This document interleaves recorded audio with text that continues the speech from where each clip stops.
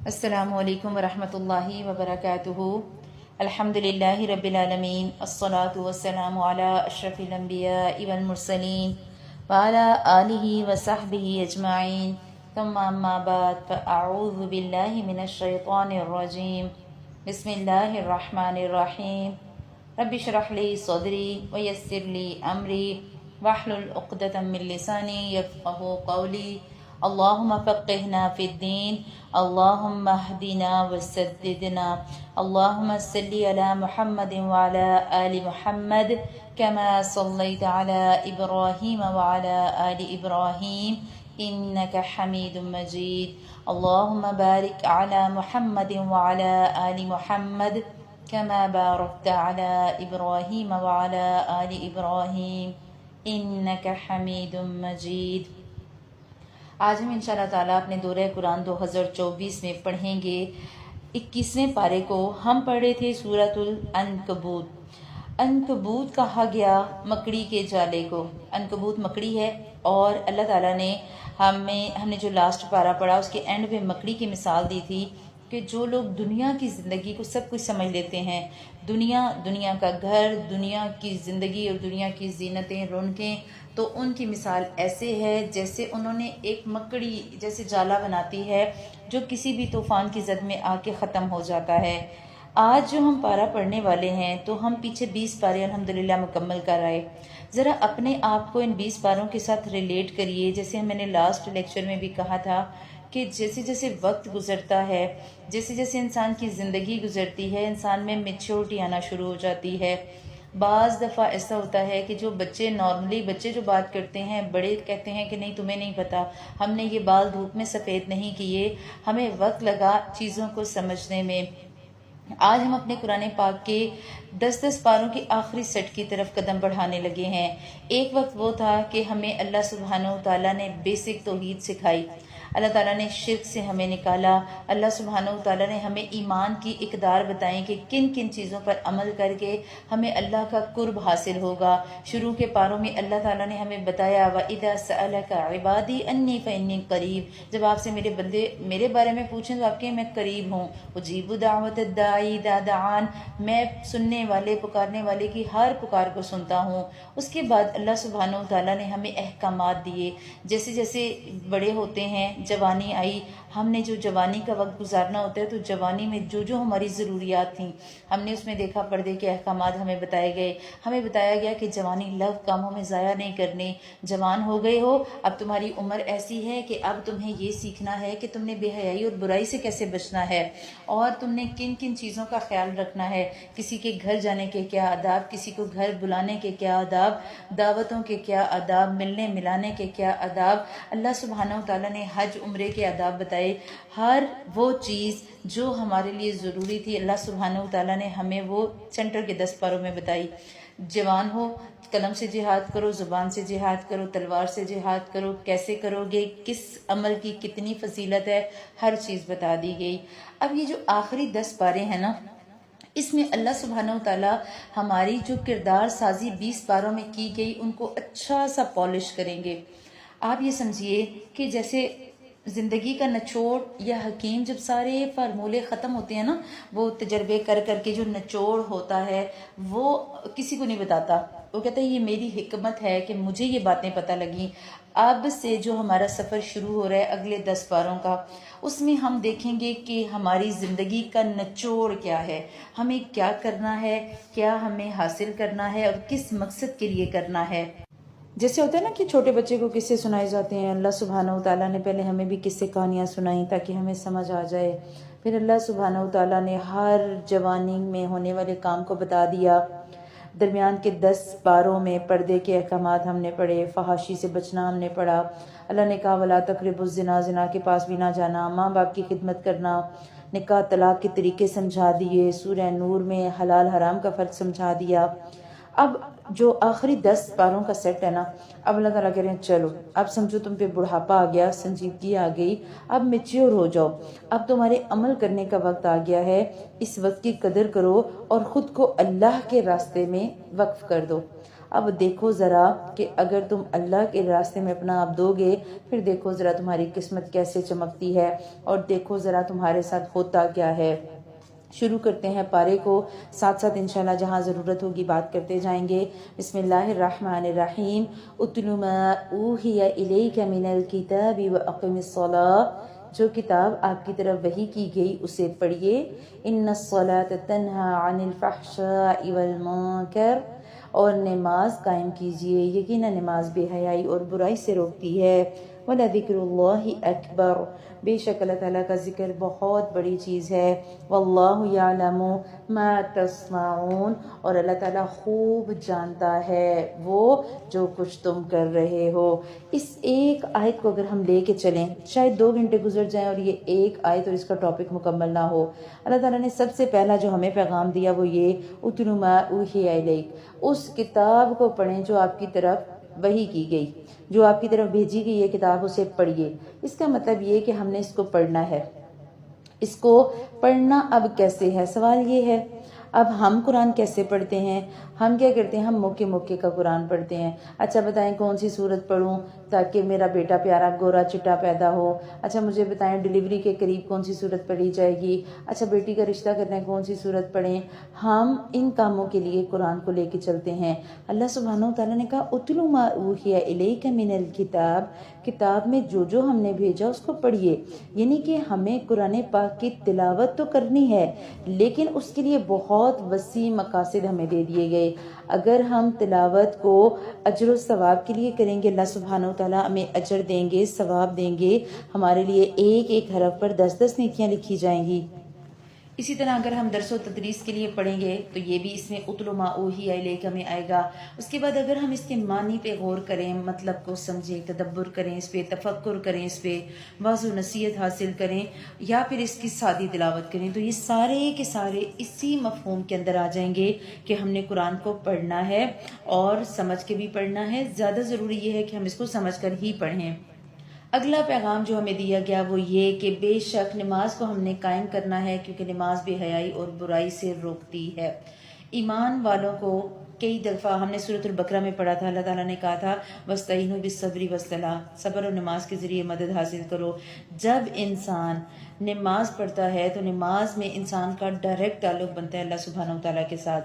اللہ سبحانہ و تعالیٰ کی مدد ہر جگہ حاصل ہوتی ہے، اور اگر ہم نماز پہ اپنی گرپ مضبوط کر لیں گے، ہم نماز ایسے پڑھیں گے کہ ہمیں لگے گا کہ اب واقعی ہم اللہ سبحانہ و تعالیٰ کے حضور کھڑے ہیں۔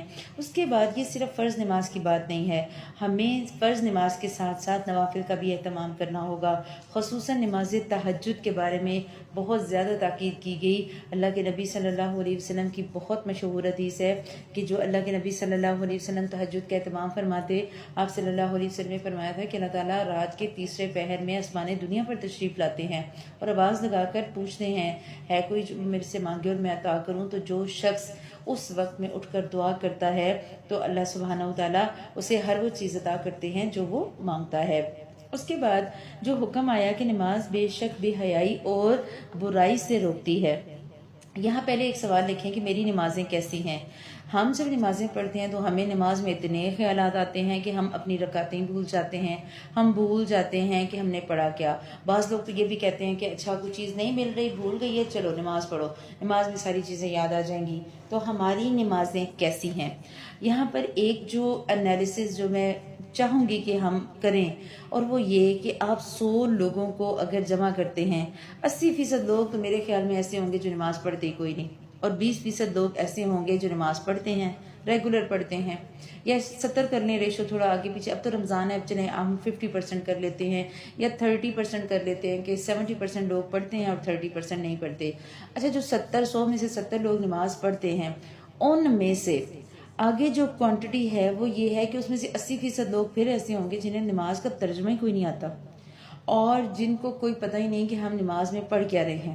ایون کہ کئی ایسے امام مسجد بھی ہوں گے جنہوں نے ترجمے سے نماز کو نہیں پڑھا ہوا، جنہوں نے کورسز نہیں کیے ہوئے، جنہوں نے تجوید تو پڑھ لی، جنہوں نے نماز تو بہت اچھی طریقے سے پڑھا دی، لیکن انہیں پتہ ہی کوئی نہیں کہ نماز میں جو ہم نے دعائیں پڑھی تو ان کا مطلب کیا، ترجمہ کیا۔ کیوں؟ کیونکہ وہ صرف قاری حضرات ہوتے ہیں۔ یہاں یہ بات ذہن میں رکھیے گا کہ قاری میں اور جو اگر ایک درس سے نظامی کیا ہوا اسٹوڈنٹ ہے تو اس میں فرق ہے۔ ایک قاری وہی ہے جو بہت اچھے طریقے سے تجوید یا قرات کر لے، بہت اچھے طریقے سے تلاوت کر لے، وہ قاری ہے۔ امام مسجد ہے جو نمازیں پڑھا سکے آپ کو، وہ امام مسجد ہیں۔ لیکن ایک عالم دین وہ ہوگا جس نے ترجمے کو پڑھا ہوگا، جس نے تفسیر کو پڑھا ہوگا، تو ان میں فرق ہے۔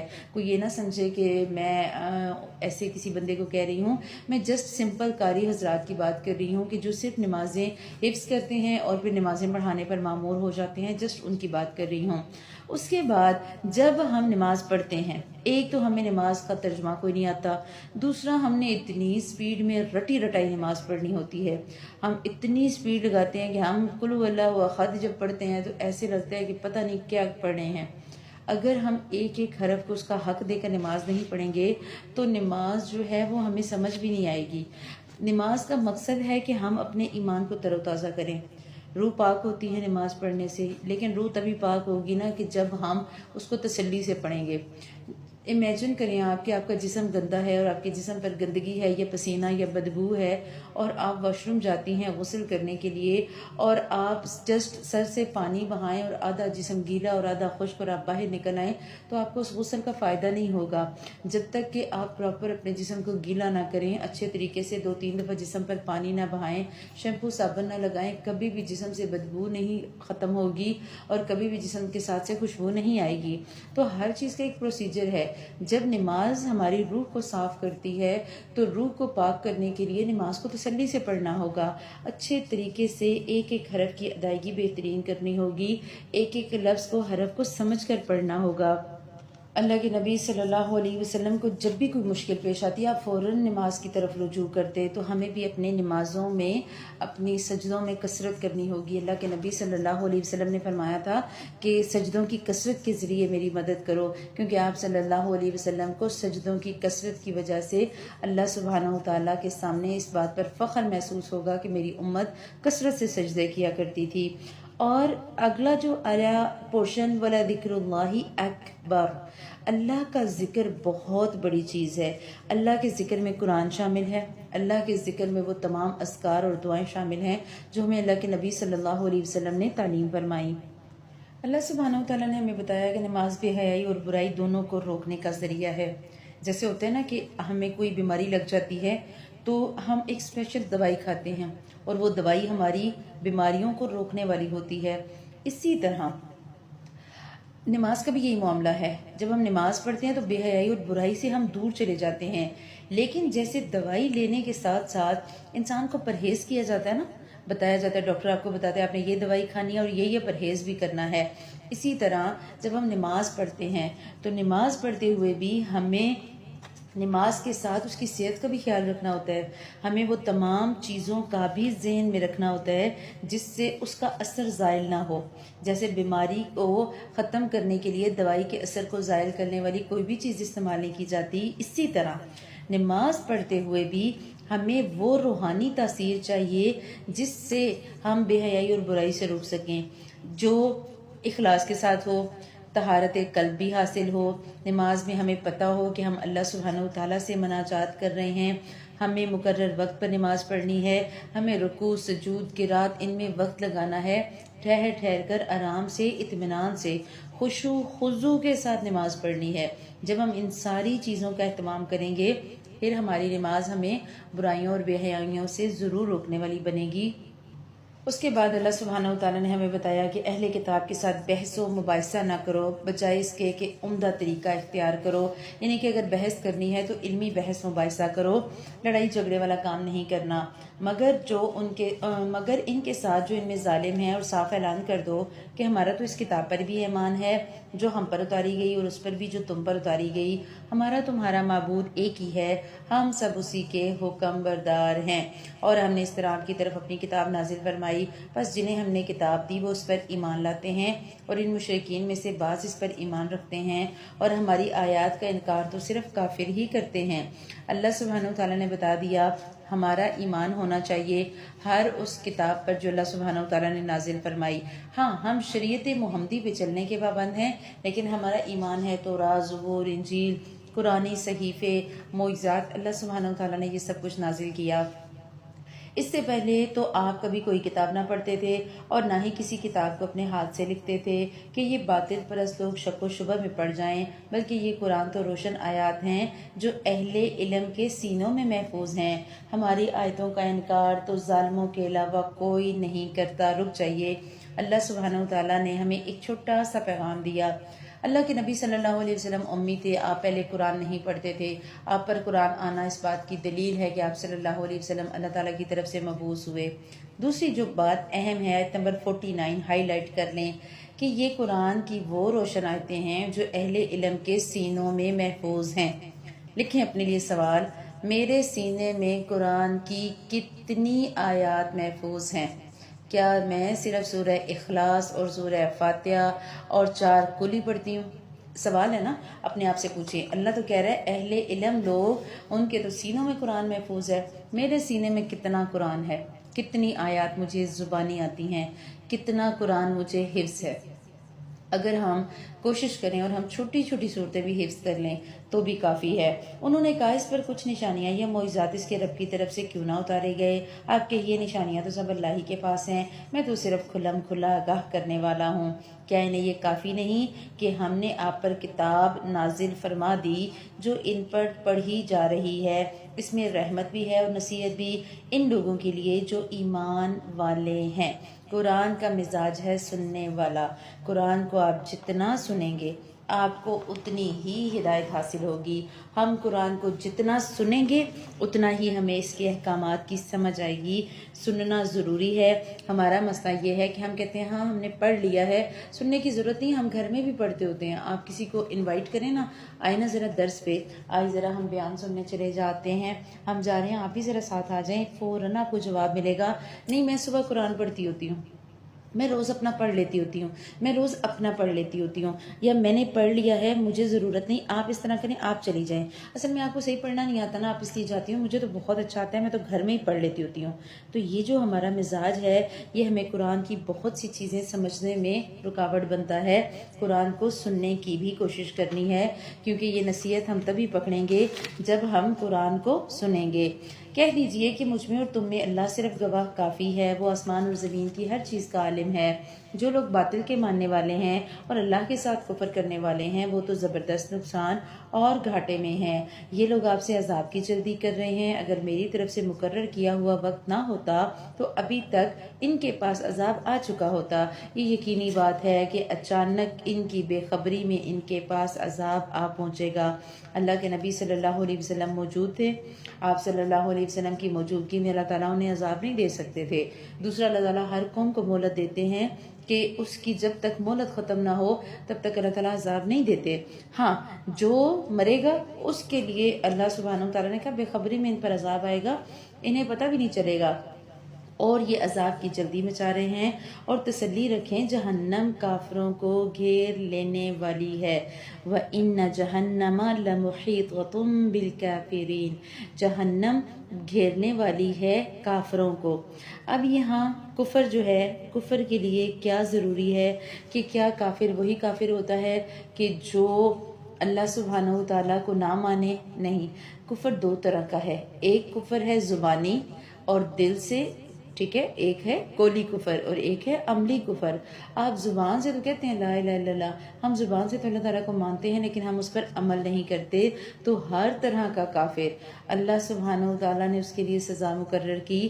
لہٰذا ہمیں الحمدللہ ہمارا قولی کفر تو نہیں ہے لیکن عملی کفر جہاں جہاں ہے اس رمضان ہم نے اسے بھی ختم کرنا۔ اس کے بعد اس دن، کس دن؟ جس دن قیامت قائم ہوگی، اس دن ان کے اوپر تلے سے انہیں عذاب ڈھانپ رہا ہوگا اور اللہ تعالیٰ فرمائے گا اب اپنے بد اعمالیوں کا مزہ چکھو۔ कैसे ढाप रहा होगा, ऊपर नीचे से।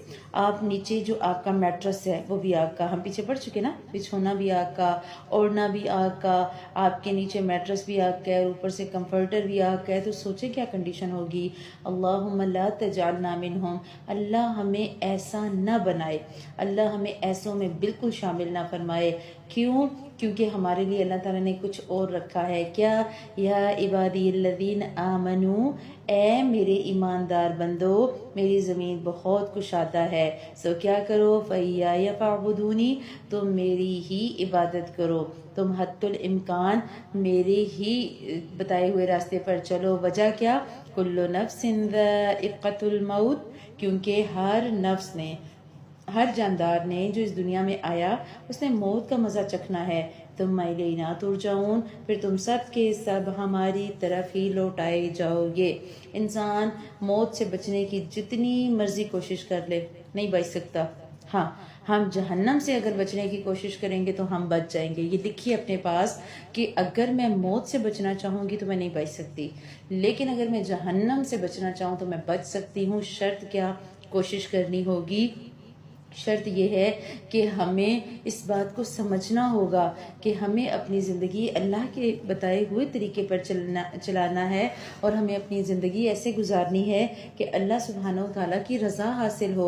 और जो लोग ईमान लाए और जिन्होंने नेक आमाल किए, इन्हें हम यकीनन जन्नत के उन बाला खानों में जगह देंगे जिनके नीचे चश्मे बह रहे हैं, जहाँ वो हमेशा रहेंगे। काम करने वालों का क्या ही अच्छा अजर है। आयत नंबर है 58। आखिरी पोर्शन को हाईलाइट करें। नेमा अजरुल आमिलीन, जो अमल करने वाले हैं ना, उनके लिए अजर है।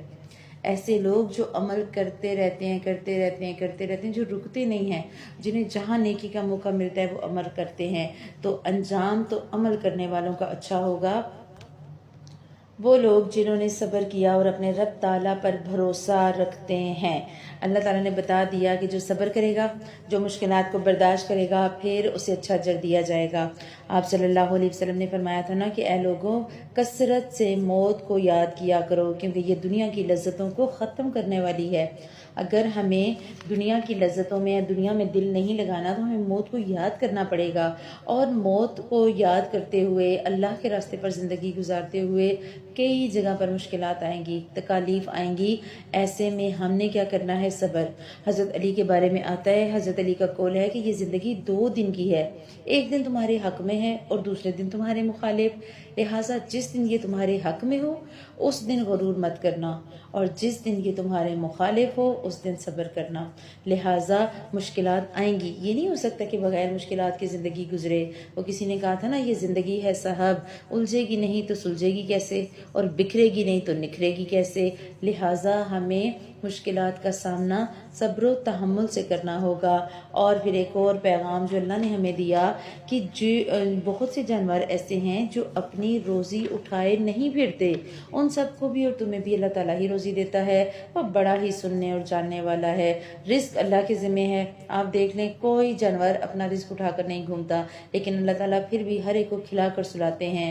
अगर आप इनसे दरियाफ्त करें कि ज़मीनों आसमान का खालिक और सूरज चांद को काम में लगाने वाला कौन है, तो इनका जवाब यही होगा, अल्लाह ताला। फिर किधर उल्टे जा रहे हैं? अल्लाह ताला तो अपने बंदों में से जिसे चाहे फराग रिज़्क़ अता करता है और जिसे चाहे तंग देता है। यकीनन अल्लाह ताला हर चीज़ पर इल्म रखने वाला है। और अगर आप इनसे सवाल करें कि आसमान से पानी उतार कर ज़मीन को उसकी मौत के बाद ज़िंदा किसने किया, तो यकीनन इनका जवाब होगा अल्लाह ताला ने। आप कह दीजिए कि हर तारीफ़ अल्लाह ही के लिए सज़ावार है, बल्कि इनमें से अक्सर तो बेअक्ल हैं, और ये दुनिया की ज़िंदगी तो महज खेल तमाशा है। यहाँ रुक कर पहले पीछे बात करते हैं। अल्लाह सुब्हानहू तआला जिसे चाहते हैं अपना रिस्क वसी दे देते हैं, जिसे चाहते हैं अल्लाह ताला उसके लिए रोज़ी तंग कर देते हैं। लेकिन उसके बावजूद रिस्क की तकसीम तो अल्लाह ताला ने अपने हाथ में रखी, اس کے پیچھے مصلحت بھی رکھی. بعض دفعہ اللہ تعالیٰ زیادہ دے کر آزماتے ہیں اور بعض دفعہ اللہ تعالیٰ کم کر کے آزماتے ہیں. اللہ تعالیٰ دیکھتے ہیں کہ جب میں دیتا ہوں نعمتیں تو بندہ کیا کرتا ہے، اور جب میں نعمت چھین لیتا ہوں تو بندے کا طرز عمل کیا ہوتا ہے. لہٰذا ہم نے کیا کرنا ہے، ہم نے اللہ سبحانہ و تعالیٰ کی طرف دل کو لگانا ہے، اللہ کی یاد میں دل کو لگانا ہے.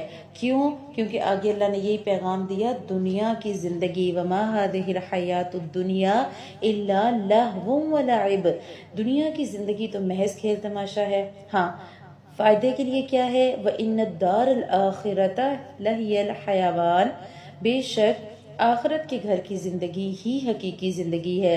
لَوْ كَانُوا يَعْلَمُونَ، کاش کہ یہ جانتے ہوتے، کاش کہ انہیں سمجھ آ جاتی کہ آخرت تو بہت پیچھے ہے. ہم نے آخرت کے لیے تھکنا ہے، آخرت کے لیے محنت کرنی ہے. کیا ہوتا ہے جب ہم پورا دن تھکتے ہیں؟ آپ امیجن کریں اپنے بچوں کو، آپ کا بچہ آپ کو حمل ٹھہرا، امید لگی اور آپ نے تکلیفیں اور آزمائشیں برداشت کرنی شروع کی. کیوں؟ کہ ایک دن اپنی اولاد کو اپنی گود میں لے لیں گی. یہی ہوتا ہے نا، بچے کو پتہ لگنا چاہیے کہ پریگننسی ٹیسٹ جو ہے وہ پازیٹیو آیا ہے. ماں باپ دونوں کا حال یہ ہوتا ہے کہ تھکتے رہتے ہیں، تکلیفیں برداشت کرتے ہیں، پیسے جمع کرتے ہیں، کپڑے جوتے پہلے سے لے لیتے ہیں، بچے کا کمرہ سائز سمجھ جاتا ہے. کیوں؟ کہ بچے کو ایک نظر دیکھیں گے تو خوشی کا ٹھکانہ ہی نہیں رہے گا.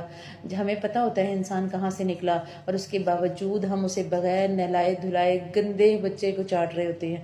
یہ ہماری فطرت میں محبت ہے.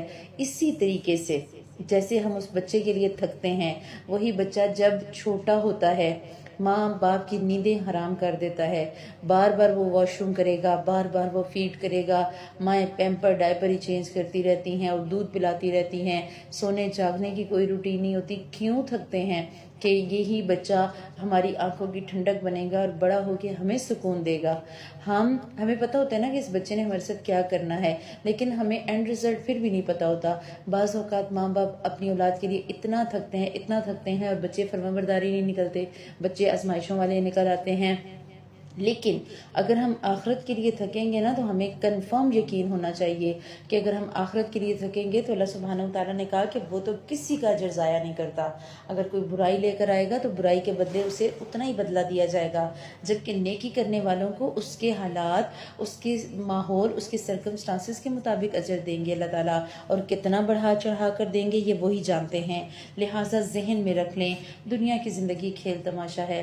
دنیا میں ہم جتنا عرصہ مرضی رہنے بعد میں موت آنی ہے. موسیٰ علیہ السلام کے پاس ملک الموت آئے اور کہا کہ چلیں اللہ کے پاس جانا ہے. تو موسیٰ علیہ السلام کہنے لگے اچھا میں اللہ کے پاس جاؤں گا، اچھا پھر اگر میں تو بھی نہیں مرنا چاہتا، تو اگر میں نہ مرنا چاہوں تو کہا آپ ایسا کریے، آپ بتا دیجئے آپ کتنے عرصے زندہ رہنا چاہتے ہیں. کسی جانور کے ہاتھ پہ جو ہے وہ جسم پہ ہاتھ رکھیں، جتنے بال ہوں گے اللہ تعالیٰ اتنی زندگی بڑھا دیں گے.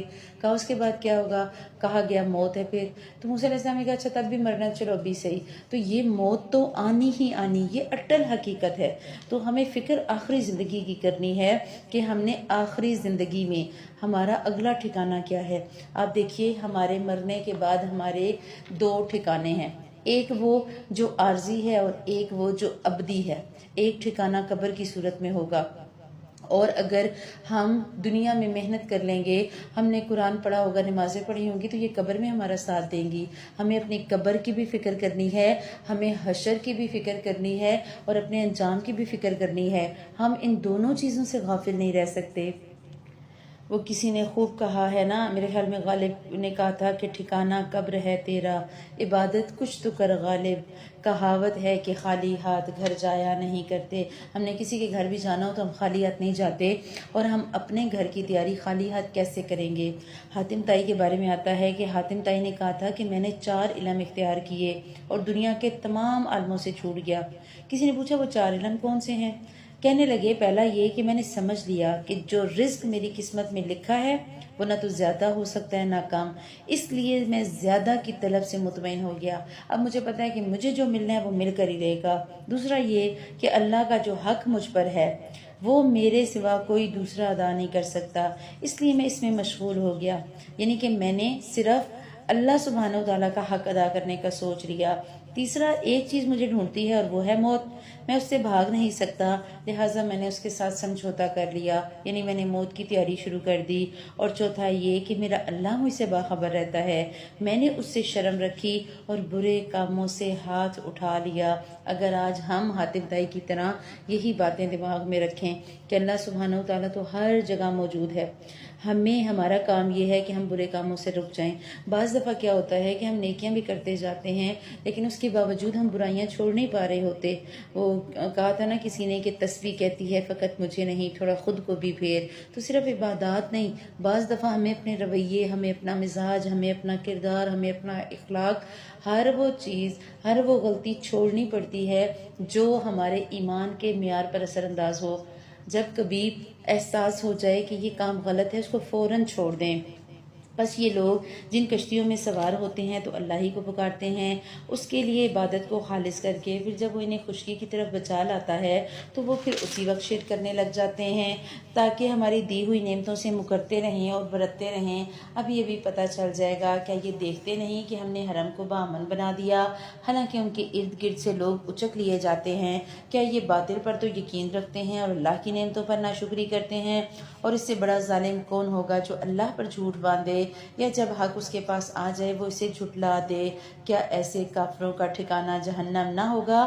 اور جو لوگ والذین جاہدوا فینا، اور جو لوگ ہمارے راستے میں مشقتیں برداشت کرتے ہیں، لنہدینہم سبلنا، ہم انہیں ضرور اپنے راستہ دکھائیں گے، راہ دکھا دیں گے۔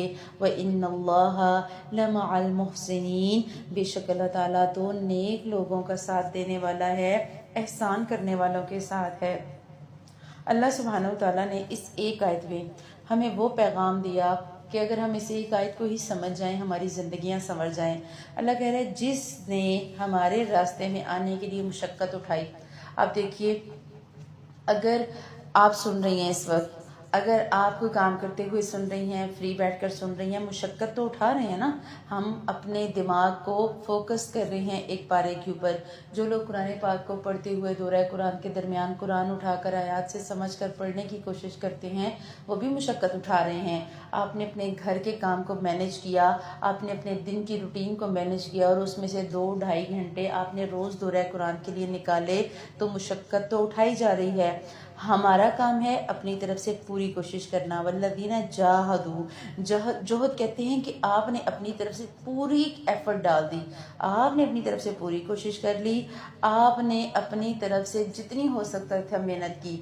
ہاں، درمیان میں اگر اس کوشش کے باوجود اگر بعض دفعہ حالات ناسازگار ہو جائیں، اگر بعض دفعہ ایسا ہو جائے کہ قدم لڑکھڑا جائیں تو کوئی بات نہیں، آزمائشیں زندگی کا حصہ ہیں۔ وہ ہے نا کہ گرتے ہیں شاہ سوار ہی میدان جنگ میں، تو پھر کیا گرے گا جو گھٹنوں کے بل چلے۔ تو اگر ہم میدان جنگ میں اتریں گے نہیں تو گریں گے کیسے؟ اگر ہم ہواؤں کے تھپیڑے اور وقت کے تھپیڑے نہیں کھائیں گے تو ہمیں ثابت قدمی کیسے ملے گی؟ لہٰذا ہمارا کام ہے چلنا۔ اللہ سبحانہ وتعالیٰ نے کہا اگر راستے میں کوئی مشکل آئے گی نا، لَنَهْدِيَنَّهُمْ سُبُلَنَا، ہم ضرور ضرور، یہ جو لام ہے نا تاکیدی ہے، اللہ کہہ رہے ہیں ہم ضرور ضرور ایسے شخص کو ہدایت تک پہنچا دیں گے، ایسے شخص کی ضرور رہنمائی کریں گے۔ آپ دیکھیے جب ہم دورہ قرآن شروع کرتے ہیں، ہم پہلے پارے کو پڑھ کے سمجھنے کی کوشش کرتے ہیں، ہمیں لگتا ہے تھوڑا تھوڑا قرآن مشکل ہے، بٹ جیسے جیسے ہم چلتے چلے جاتے ہیں، آج الحمدللہ ہم واپسی کے سفر پر گامزن ہیں۔ کچھ دنوں میں ہمارا قرآن مکمل ہو جائے گا انشاءاللہ تعالیٰ، اور جیسے جیسے ہم قرآن پڑھتے جاتے ہیں محبت مزید گہری ہوتی جاتی ہے، اندر کہیں روح میں پنہاں ہوتی جاتی ہے، ہمیں اندر کہیں قرآن کے ساتھ ایک کنیکشن محسوس ہوتا ہے۔ تو اللہ سبحانہ وتعالیٰ تو ایسے لوگوں کو پسند کرتے ہیں جو احسان کرنے والے ہوں، جو نیکوکار ہوں۔ تو اس آیت پہ تڑپ کر ایک دفعہ اللہ سبحانہ وتعالیٰ سے دعا مانگیں، اے اللہ سبحانہ وتعالیٰ مجھے بھی ہدایت کی طرف رہنمائی کر دیجئے، میرے لیے بھی ہدایت پر چلنا اور ہدایت کے راستے کو پانا آسان کر دیجئے۔ میرے گھر میں، میری اولادوں میں، میرے بچوں میں، میرے شوہر میں، میرے رشتوں میں اتنی برکت ڈالیے، میرے وقت میں اتنی برکت ڈالیے کہ کوئی بھی چیز مجھے آپ کے اس قرآن کو سمجھنے میں اور پڑھنے میں مشکل نہ دے۔ میں آپ کے اس راستے پر چلوں تو کوئی راستے میں رکاوٹ نہ آئے، اور ہم نیت کریں گے تو انشاءاللہ اللہ سبحانہ وتعالی مدد کریں گے۔ سورہ روم شروع ہو رہی ہے۔ بسم اللہ الرحمن الرحیم۔ مکی صورت ہے، 60 آیات اور 6 رکوع ہیں۔ مکہ کے حالات پر آئی۔ مکہ کے بہت مشکل حالات تھے۔ اللہ سبحانہ وتعالی نے مکہ والوں کے دماغوں کو کھولنے کے لیے پوری سورہ میں بار بار اپنی آیات کی تکرار کی۔ من آیاتی ہی کی تکرار ملے گی ہمیں پوری سورہ میں۔ اللہ تعالیٰ بار بار اپنا آپ دکھا رہے ہیں کہ دیکھو ذرا غور کرو کیا ہوا۔ بسم اللہ الرحمن الرحیم۔ الف لام میم غلبت الروم۔ رومی مغلوب ہو گئے اور زمین کے نزدیک کی زمین پر، اور وہ مغلوب ہونے کے بعد عنقریب غالب آ جائیں گے۔ اور یہاں بتا دیا گیا کہ ایرانی غالب آئے رومیوں پر، تو ایک وقت آئے گا کہ یہ بھی غالب آئیں گے چند سال میں ہی۔ اس سے پہلے اور اس کے بعد بھی اختیار تو سارا اللہ ہی کا ہے۔ اس روز مسلمان شادمان ہوں گے اللہ کی مدد سے، کہ جس کی وہ چاہتا ہے مدد کرتا ہے۔ اصل غالب اور مہربان وہی ہے۔ اللہ کا وعدہ ہے، اللہ تعالیٰ اپنے وعدے کے خلاف نہیں کرتا، لیکن اکثر لوگ نہیں جانتے۔ یہاں ایک دفعہ دعا کر لیجئے۔ اللہ سبحانہ وتعالیٰ نے اپنے پیارے نبی صلی اللہ علیہ وسلم کو خوشخبری دے دی تھی کہ رومن امپائر ضرور فتح ہوگی، فتح یاب ہوگی۔ اللہ سبحانہ وتعالیٰ سے ایک دفعہ تڑپ کے دعا کیجئے، جیسے اللہ سبحانہ وتعالیٰ نے اس وقت مسلمانوں کی مدد کی اور اللہ تعالیٰ نے فتح اور نصرت کے جھنڈے مسلمانوں کے ذریعے گڑوائے۔ آج بھی ایسا ہی ہو۔ آج بھی اللہ سبحانہ وتعالیٰ غائب سے کوئی خالد بن ولید بھیج دے، غیب سے کوئی محمد بن قاسم بھیج دے، جو فلسطین کے مسلمانوں کے لیے کھڑا ہو، اور اللہ سبحانہ وتعالیٰ ان فلسطین کے مظلوم بچوں، مظلوم عورتوں، مظلوم بوڑھوں کی آہوں اور سسکیوں کو سنے، اور پھر ان کے لیے کلمہ حق بلند کرے۔ اللہ سبحانہ وتعالیٰ ہمیں ان کی فتح دکھائے۔ اللہ تعالیٰ ہمیں دکھائے کہ کیسے تھوڑے سے مسلمان، تھوڑی سی تعداد بہت سے لوگوں پر غالب آ جاتی ہے۔ اللہ سبحانہ وتعالیٰ اپنے جو ہے وہ، اللہ تعالیٰ کے لیے تو کچھ بھی مشکل نہیں نا۔ ایک دفعہ تڑپ کر اپنے فلسطینی بہن بھائیوں کے لیے دعا کیجئے کہ اللہ تعالیٰ ان کے لیے ایسے حالات اور ایسے مواقع بنا دے، اللہ تعالیٰ ان کی اپنے فرشتوں کے ذریعے مدد کرے اور وہ بھی غالب آ جائیں۔ وہ تو صرف دنیاوی زندگی کے ظاہر ہی کو جانتے ہیں، اور آخرت سے تو وہ بالکل ہی بے خبر ہیں۔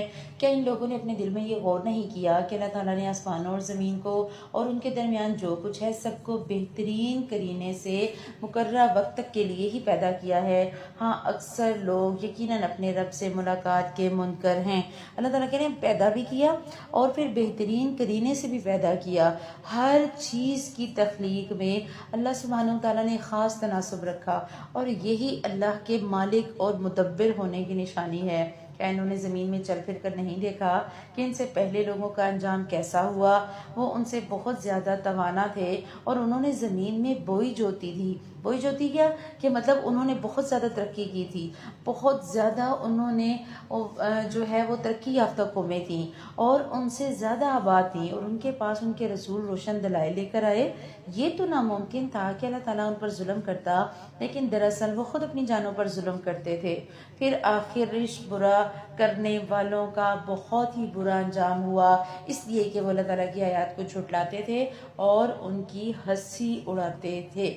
اللہ تعالیٰ نے کہا ترقی جتنی مرضی کو کر لے، انسان جتنی مرضی عمارتیں بنا لے، جتنے مرضی پوش گھر بنا لے، ایریے بنا لے، جتنی مرضی سوسائٹیاں اور کالونیاں بنا لے، اگر وہ اللہ کے مقابلے پر آئے گا، اللہ نے اس کو نابود کر دے گا۔ اللہ ہی مخلوق کی ابتدا کرتا ہے، پھر وہی اسے دوبارہ پیدا کرے گا، پھر تم سب اسی کی طرف لوٹائے جاؤ گے، اور جس دن قیامت قائم ہوگی تو گناہگار حیرت زدہ رہ جائیں گے۔ اچانک آئے گی نا، یقین نہیں ہوگا آج یہ ہے، تب پتہ نہیں ہوگا، تو مجرم تو ہکا بکا رہ جائیں گے، انہیں تو ہوش ہی نہیں تھا کہ انہیں پکڑا جائے گا یا ان سے سوال و جواب ہوں گے۔ اللہ کہہ رہے ہیں اور ان کے تمام شریکوں میں سے ایک بھی ان کا سفارشی نہ ہوگا۔ آج جو بڑے سہارے تسلیاں دیتے ہیں نا، آخرت میں کوئی کام نہیں آئے گا، اور یہ خود بھی اپنے شریکوں کے منکر ہو جائیں گے۔ اس دن سارا شرک ختم ہو جائے گا۔ اللہ تعالیٰ کو جب یہ سر کی آنکھوں سے ہم دیکھ لیں گے نا، ہم فرشتوں کو دیکھ لیں گے، قیامت کی ہولناکیاں دیکھ لیں گے، اس وقت پھر کس نے انکار کرنا؟ اس وقت تو پھر جس نے نہیں ماننا تھا وہ بھی مانے گا، لیکن اس دن کا اقرار کوئی فائدہ نہ دے گا، کیونکہ جس دن قیامت قائم ہوگی اللہ تعالیٰ کہہ رہے ہیں اس دن جماعتیں الگ ہو جائیں گی، اللہ تعالیٰ کافروں کو الگ کر دیں گے، مومنوں کو الگ کر دیں گے، اہل جنت الگ ہو جائیں گے، اہل جہنم الگ ہو جائیں گے۔ اہل جنت اپنے ایمان کی وجہ سے اور صبر کی وجہ سے جنت کی نعمتیں پائیں گے، جبکہ اہل جہنم اپنی کفر اور نافرمانیوں کی وجہ سے جہنم کی سزائیں پائیں گے۔ اللہ نے کہا فَأَمَّا الَّذِينَ آمَنُوا وَعَمِلُوا الصَّالِحَاتِ فَهُمْ فِي رَوْضَةٍ يُحْبَرُونَ۔ اللہ سبحانہ وتعالیٰ نے خوشخبری دے دی، ایمان لانے والوں اور نیک عمل کرتے رہے اگر وہ تو جنت میں خوش و خرم کر دیے جائیں گے۔ اللہ نے کہا بس جب جنت میں پہنچیں گے نا پھر ساری خواہشیں پوری ہوں گی، پھر ہر بات اللہ تعالیٰ سنیں گے، ہر بات آپ کی خواہش کو پورا کیا جائے گا۔ شرط کیا؟ ایمان اور عمل صالح۔ آپ نوٹ کر رہی ہیں جہاں جہاں بات ایمان کی آتی ہے فوراً عمل صالح کی بات آ جاتی ہے۔ صرف ایمان لانا اگر کافی ہوتا تو اللہ تعالیٰ پورے قرآن میں والذین آمنوا وعملوا الصالحات کی تکرار نہ کرتے۔ تکرار کا مطلب ہی یہ ہے کہ بات سمجھانی مقصود ہے کہ اس بات کی اہمیت ہے۔ ایمان لانا اگر کافی ہوتا تو جگہ جگہ آمنو آمنو ہی ہوتا، کہیں پر بھی عامل الصالحات کی ذکر نہ ہوتا، یا ایک جگہ ہوتا کہ چلو کبھی کر لی نیکی کبھی چھوڑ دی، کبھی پڑھ لی نمازیں کبھی چھوڑ دی، کبھی رکھ لیے روزے کبھی چھوڑ دیے، کبھی دے دی زکوٰۃ کبھی چھوڑ دی۔ نہیں، جگہ جگہ ایک ہی بات کی تکرار ہے، فَأَمَّا الَّذِينَ آمَنُوا وَعَمِلُوا الصَّالِحَاتِ۔ ایمان لانا ہے، عمل صالح کرنے ہیں، تب پھر خوش کیے جاؤ گے۔ پھر اب قیامت کی تیاری کرو، اللہ کے پاس جاؤ گے، پھر ساری خوشیاں ملیں گی۔ جبکہ وہ لوگ جنہوں نے کفر کیا اور ہماری آیات کو اور آخرت کی ملاقات کو جھوٹا ٹھہرایا، وہ سب عذاب میں پکڑ کر حاضر رکھے جائیں گے۔ بس کرنا کیا ہے؟ پیغام آ گیا، فسبحان اللہ حین تمسون وحین تصبحون۔ بس اللہ تعالیٰ کی تسبیح پڑھا کرو جبکہ تم شام کرو جبکہ صبح کرو۔ وَلَهُ الْحَمْدُ فِي السَّمَاوَاتِ وَالْأَرْضِ وَعَشِيًّا وَحِينَ تُظْهِرُونَ۔ تمام تعریفوں کے لائق تو آسمان و زمین میں صرف وہی ہے، تیسرے پہر کو اور ظہر کے وقت کو بھی اس کی پاکیزگی بیان کرو۔ یخرج الحی من المیت ویخرج المیت من الحی، وہی ہے جو زندہ کو مردہ سے اور مردہ کو زندہ سے نکالتا ہے۔ ویحیی الارض بعد موتها وکذلک تخرجون، اور وہی زمین کو اس کی موت کے بعد زندہ کرتا ہے، اسی طرح تم بھی نکالے جاؤ گے۔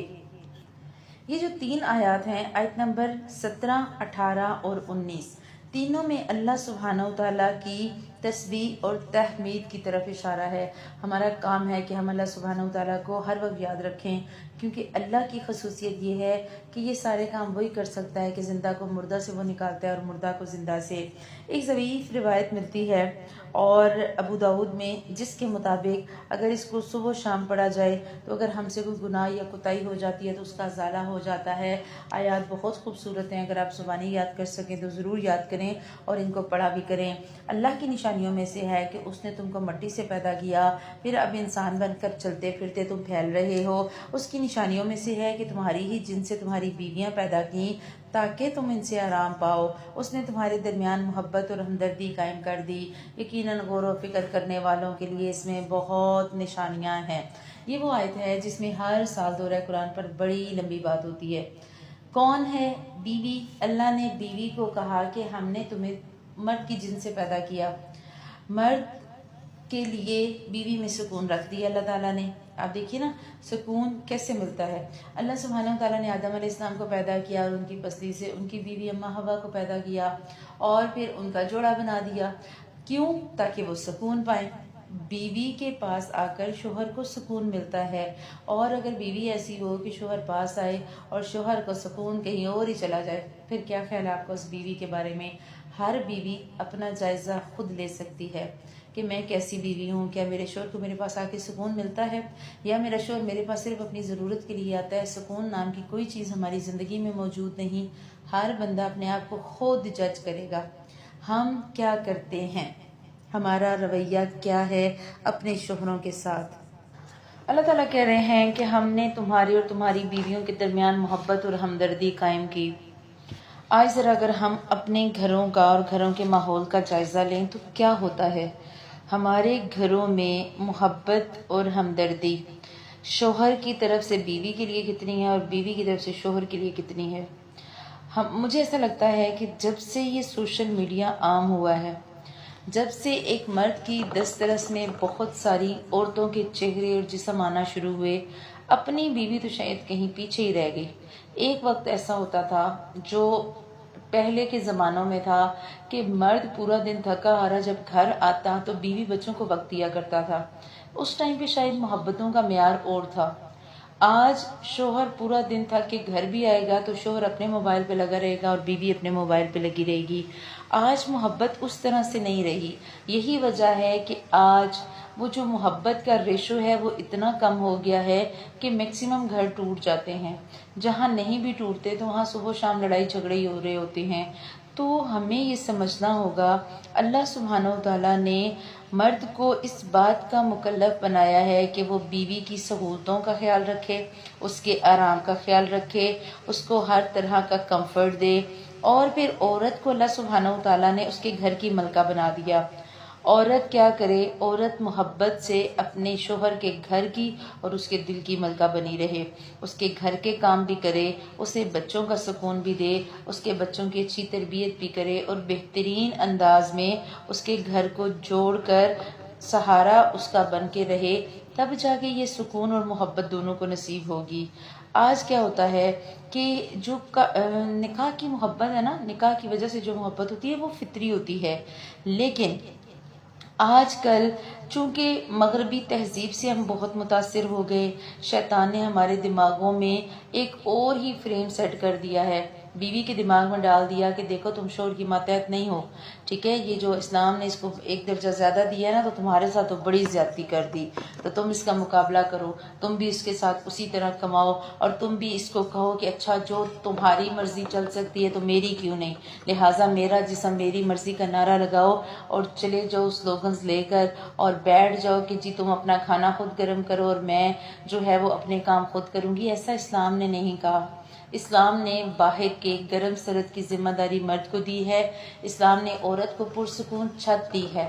آگے ہم پڑھیں گے وَقَرْنَ فِي بُيُوتِكُنَّ، اپنے گھروں میں قرار پاؤ، ٹکی رہو، اپنے گھروں کے اندر سکون سے بیٹھو۔ ہاں تمہیں ضرورت ہے، آپ نے اپنی شاپنگ کرنی ہے، آپ ضرور باہر جائیں، آپ نے کچھ اپنے کام کرنے ہیں، آپ ضرور جائیں، آپ اپنے والدین کے گھر جائیں، آپ اپنے سسرالی رشتے نبھائیں، باہر نکلنے پہ پابندی نہیں ہے۔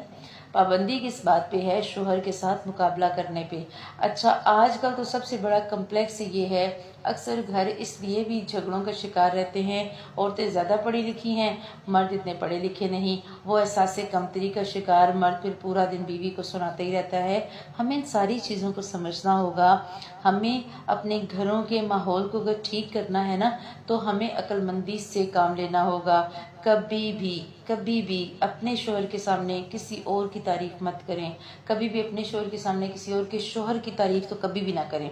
ہمیشہ اپنے شوہر کا دل جیتنے کی کوشش کریں۔ وہ کہتے ہیں نا شوہر سر کا تاج ہوتا ہے، تو سر کے تاج کو سر پہ سجایا جاتا ہے۔ جب ہم اس شوہر کے وہ جو سر کا تاج تھا اسے اٹھا کے ہم اپنے برابر رکھ لیں گے نا یا اپنے سے نیچے کر لیں گے تو ہم کبھی بھی اسے وہ اہمیت نہیں دے پائیں گے، اور جتنا ہم اہمیت دیں گے ٹھیک ہے اتنا ہی ہمارے گھروں میں سکون ہوگا۔ ہمارا مسئلہ یہ ہے کہ ہم نے آج کل بیٹیوں کی اس طرح سے تربیت نہیں کی، بیٹوں کو اس طرح سے سکھایا نہیں، بیٹے بیٹیوں پہ روب جھاڑ رہے ہیں، مطلب شوہر اپنی بیویوں پر، اور بیویوں کو یہ حال کہ وہ اکڑ کے پھر 2 دن میکے اور 10 دن سسرال، اور 10 دن میکے اور 2 دن سسرال، تو یہ زندگیاں نہیں ہیں۔ ہمیں اپنے گھروں میں سکون لانے کے لیے اپنے شوہر کے ساتھ اپنے رشتے کو بہت اچھا رکھنا ہوگا۔ کچھ باتیں برداشت کرنی پڑتی ہیں، کچھ باتیں ماننی پڑتی ہیں اور کچھ منوانی پڑتی ہیں۔ اگر آپ کہیں ساری میری مانی جائیں تو ایسا کبھی بھی نہیں پاسبل۔ ہمارے دماغ میں فلموں ڈراموں نے اتنا کچھ ڈال دیا ہے، ہمیں لگتا ہے کہ جب تک ہمارے شوہر روز گجرے لے کر گھر نہیں آئیں گے تو شوہر کو تو ہم سے محبت ہی نہیں۔ جب تک شوہر روز آ کے کہیں گے نہیں آؤ میں تمہیں آئس کریم کھلانے لے کے جاؤں، تب تک تمہیں شوہر کو اچھی نہیں لگتی۔ وہ بیچارہ پورے دن کا تھکا ہارا گھر آیا، وہ کہاں آپ کو آ کے اور آدھی رات کو آئس کریمیں کھلانے لے کر جائے گا؟ نہیں ممکن ہو سکتا۔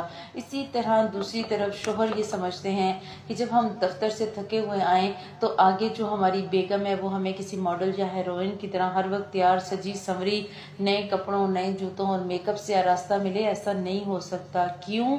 کیونکہ ایک عورت جس نے پورا دن آپ کے گھر کو دیکھا، آپ کے والدین کو، آپ کے بچوں کی ذمہ داری کو اٹھائے رکھا، وہ شام تک اتنی تھک جاتی ہے کہ شاید اس بیچاری کے بس میں ہو تو وہ پانی کا گھونٹ بھی اٹھ کر نہ پیے، لیکن پھر بھی آپ کے آنے پر اگر وہ اٹھ کے سارا کچھ کرتی ہے تو اس محبت کا اظہار ہی ہوتا ہے، اور ہم اس محبت کو سمجھنے کے بجائے کہتے ہیں چلو جی میں پورے دن کا تھکا آیا اور اس کا تو منہ ہی لٹک رہا ہے۔ تو دونوں طرف سے ایکسٹریم رویے آج ہمیں اپنے معاشرے میں نظر آتے ہیں۔ اللہ سبحانہ و تعالیٰ دونوں کو، خاوند کو بھی اور بیوی کو بھی یہ سمجھنے والا بنائے کہ ہم نے وہ فیری ٹیل اور چام کی دنیا سے نکل کر حقیقی دنیا میں آ کر سمجھنا ہے کہ حقیقی زندگی میں میاں بیوی کا کام اور تھا، ہمارے معاشرے نے اسے اور کا اور بنا دیا، ہمارے میڈیا نے ہمارے دماغوں میں وہ ڈال دیا، ایک خناس بھر گیا ہے، اور ہمیں لگتا ہے کہ بیویاں اور شوہر وہ جو کام ڈراموں میں چل رہے ہیں وہی اصل زندگی میں ہوتے ہیں۔ ایسا نہیں ہوتا، اصل زندگی تھوڑی سی مختلف نہیں ہے بلکہ بہت مختلف ہے، اتنی آزمائشوں بھری زندگی ہے۔ اللہ سبحانہ و تعالیٰ ہمیں مزاج شناس بیوی بنائے، اپنے شوہروں کی مزاج شناس بنے، شوہروں کے چہرہ دیکھ کر اور ان کے انداز سے آپ کو پتہ لگ جائے کہ آپ نے کیا بات کرنی ہے اور کیا نہیں کرنی۔ اگر وہ کچھ کہہ دیں، کئی مردوں کی عادت ہوتی ہے نا، بول دیتے ہیں کچھ فوراً غصے میں، بعد میں کہتے ہیں تمہیں پتہ ہے نا میں غصے کا تیز ہوں، تو اس پہ تو ہم بعد میں آگے جا کے بحث کریں گے کہ یہ جو ہم کہتے ہیں کہ میں تو کیا کروں، غصے میں میرے سے بات برداشت نہیں ہوتی اور میں بات کر دیتا ہوں، حالانکہ میں دل کا بڑا اچھا ہوں۔ یا پھر اکثر مائیں بھی کہہ رہی ہوتی ہیں اپنے بیٹوں کے بارے میں، میرا بچہ دل کا بڑا اچھا ہے، بس کیا ہے چار باتیں کر دیتا ہے، دو گالیاں دے دیتا ہے، دو تھپڑ لگا دیتا ہے، کوئی نہیں، پر دل کا بڑا اچھا ہے۔ تو اس پہ ہم بہت لمبی بات کریں گے آگے جا کے انشاءاللہ۔ ابھی ہمیں یہ سمجھنا ہے اگر شوہر کچھ کہہ دیتے ہیں تو ایک بیوی کی حیثیت سے ہمیں کیا کرنا ہے، خاموش رہیں، جگہ بدل لیں، سائیڈ مار لیں، بحث نہیں کرنی، آگے سے جواب نہیں دینے۔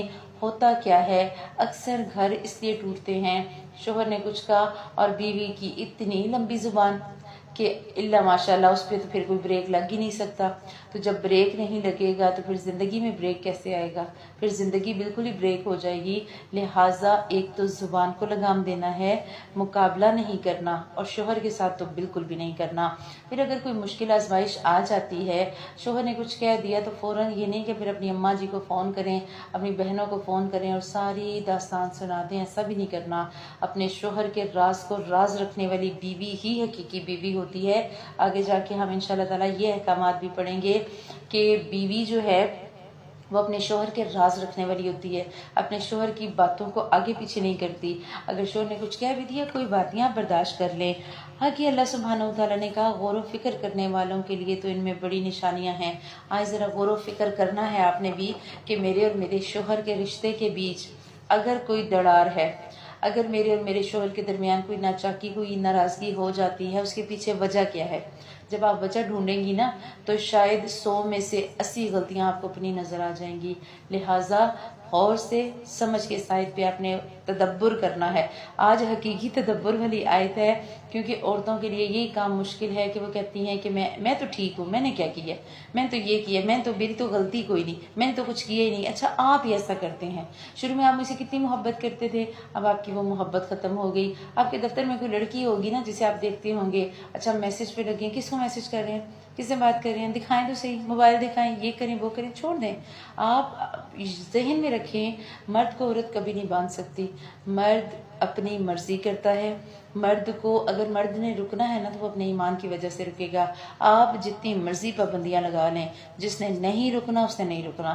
لہٰذا اپنی زندگی کو پر سکون رکھیں، آپ کے پاس ہیں تو ٹائم آپ کو دے رہے ہیں، بس آپ کے لیے کافی ہونا چاہیے، اور آپ اپنی محبت سے انہیں گھیر کر رکھیں۔ اس کے بعد اللہ تعالیٰ نے کہا کہ اس کی قدرت کی نشانیوں میں سے آسمان اور زمین کی پیدائش اور تمہاری زبانوں اور رنگوں کا اختلاف بھی ہے، دانش مندوں کے لیے تو اس میں بھی بڑی نشانیاں ہیں۔ اللہ نے فرق رکھا ہے نا زبانوں کا بھی اور رنگوں کا بھی۔ آج ہم کسی کو فوراً سنا دیتے ہیں یہ تو کالا ہے، تو یہ تو چٹا ہے، تو یہ تو گورا ہے، تو یہ بہت گورا ہے، یہ بہت کالا ہے، یہ تو افریقن ہے، تو یہ پٹھان ہے، تو یہ پنجابی ہے۔ ہمارے تو لطیفے ہی ختم نہیں ہوتے۔ ہم نے کیا کرنا ہے، ہم نے کسی کی زبان، کسی کے رنگ اور کسی کی نسل کی وجہ سے اس پہ کوئی بات نہیں کرنی۔ اور یہ بھی اس کی قدرت کی نشانی ہے کہ تمہاری راتوں اور دن کی نیند میں سے ہے جو اس کے فضل کو تمہارا تلاش کرنا بھی۔ جو لوگ کان لگا کر سننے کے عادی ہیں ان کے لیے اس میں بڑی نشانیاں ہیں۔ پھر بات آ رہی ہے سننے کی۔ اللہ تعالیٰ چاہتے ہیں آپ غور سے سنیں، آپ کو سنتی نہیں تاکہ آپ کو سمجھ آئے۔ اللہ تعالیٰ چاہتے ہیں، قرآن کا مزاج ہے نا سننے والا، اللہ تعالیٰ چاہتے ہیں ہم غور سے سنیں، ہم سمجھنے کی کوشش کریں۔ ہم سنیں گے تو ہمیں سمجھ آئے گی۔ اور ایک نشانی یہ بھی ہے کہ وہ تمہیں ڈرانے اور امیدوار بنانے کے لیے بجلیاں دکھاتا ہے اور آسمان سے بارش برساتا ہے اور اس سے مردہ زمین کو زندہ کرتا ہے۔ اس میں عقل مندوں کے لیے بڑی ہی نشانیاں ہیں۔ اور اس کی ایک نشانی یہ بھی ہے کہ آسمان و زمین اس کے حکم سے قائم ہیں۔ پھر جب وہ تمہیں آواز دے گا، صرف ایک بار کی آواز کے ساتھ ہی تم سارے کے سارے زمین سے نکل آؤ گے، اور زمین و آسمان کی ہر چیز اسی کی ملکیت ہے اور ہر ایک اس کے فرمان کے ماتحت ہے۔ وہی ہے جو اول بار مخلوق کو پیدا کرتا ہے، پھر وہ اسے دوبارہ پیدا کرے گا، اور یہ اس پر بہت ہی زیادہ آسان ہے۔ اسی کی بہترین اور اعلیٰ صفت ہے۔ آسمانوں اور زمین میں وہی غلبے والا اور حکمت والا ہے۔ اللہ سبحانہ و تعالیٰ نے ایک آواز دینی ہے اور قیامت قائم ہو جائے گی۔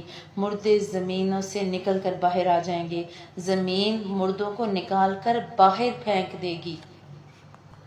آپ آگے جا کے پڑھیں گے، اذا زلزلت الارض زلزالها واخرجت الارض اثقالها، وہ سارا کچھ نکال کے، ہر بوجھ سے آزاد ہو جائے گی، سارا کچھ نکال کے باہر پھینک گی۔ اور یہ سب کچھ اللہ سبحانہ و تعالیٰ کے حکم سے ہوگا، اللہ جب چاہیں گے تو ہو جائے گا۔ اور پھر اللہ سبحانہ و تعالیٰ نے یہ کہا نا کہ اللہ تعالیٰ اپنے فضل سے جزا دے گا ایمان والوں کو۔ ہماری صرف نیکیاں ہمیں جنت میں داخلے کے لیے کافی نہیں ہوں گی جب تک اللہ تعالیٰ کا اس میں فضل شامل نہ ہو۔ اور اللہ سبحانہ و تعالیٰ کا فضل یہی ہوتا ہے کہ وہ ہمیں ایک ایک نیکی کا اجر 700 گنا دیتا ہے، اور جس کے لیے وہ چاہتا ہے مزید بڑھا دیتا ہے۔ اگلی کچھ آیات میں اللہ سبحانہ و تعالیٰ نے اپنی قدرت کی نشانیوں کو مزید واضح کیا، کیسے اللہ تعالیٰ ہوائیں چلاتا ہے، کیسے اللہ تعالیٰ بادل برساتا ہے، کیسے بادلوں میں سے قطرہ قطرہ کر کے بارش آتی ہے، کیسے اللہ سبحانہ و تعالیٰ زمین کو اس کے مردہ ہونے کے بعد زندہ کرتا ہے۔ اللہ کہہ رہے جیسے یہ مردہ زمین زندہ ہو جاتی ہے نا بارش سے، اسی طرح انسان بھی جب سارے کے سارے مر جائیں گے تو اللہ سبحانہ و تعالیٰ اس کو پھر سے زندہ کریں گے، اور اللہ اس چیز پر قادر ہیں۔ اور اللہ سبحانہ و تعالیٰ نے کہا مردوں کو نہیں سنا سکتے، نہ ہی آپ بہنوں کو سنا سکتے ہیں، اور نہ ہی آپ اندھوں کو دکھا سکتے ہیں۔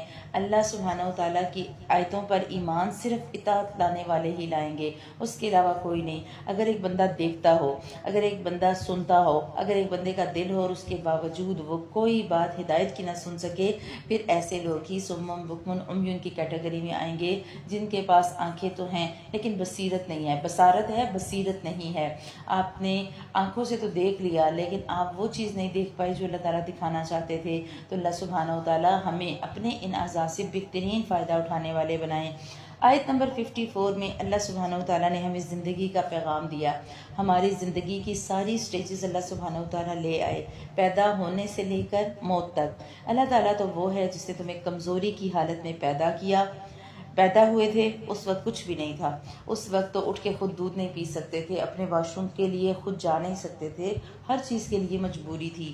اللہ نے کمزوری کی حالت میں پیدا کیا، پھر اس کمزوری کے بعد توانائی دی، پھر آ گیا کہ جوانی چڑھ گئی، اور پھر اس توانائی کے بعد کمزوری اور بڑھاپا دیا۔ وہ جو چاہتا ہے پیدا کرتا ہے، وہ سب سے پورا واقف اور سب پر پورا قادر ہے۔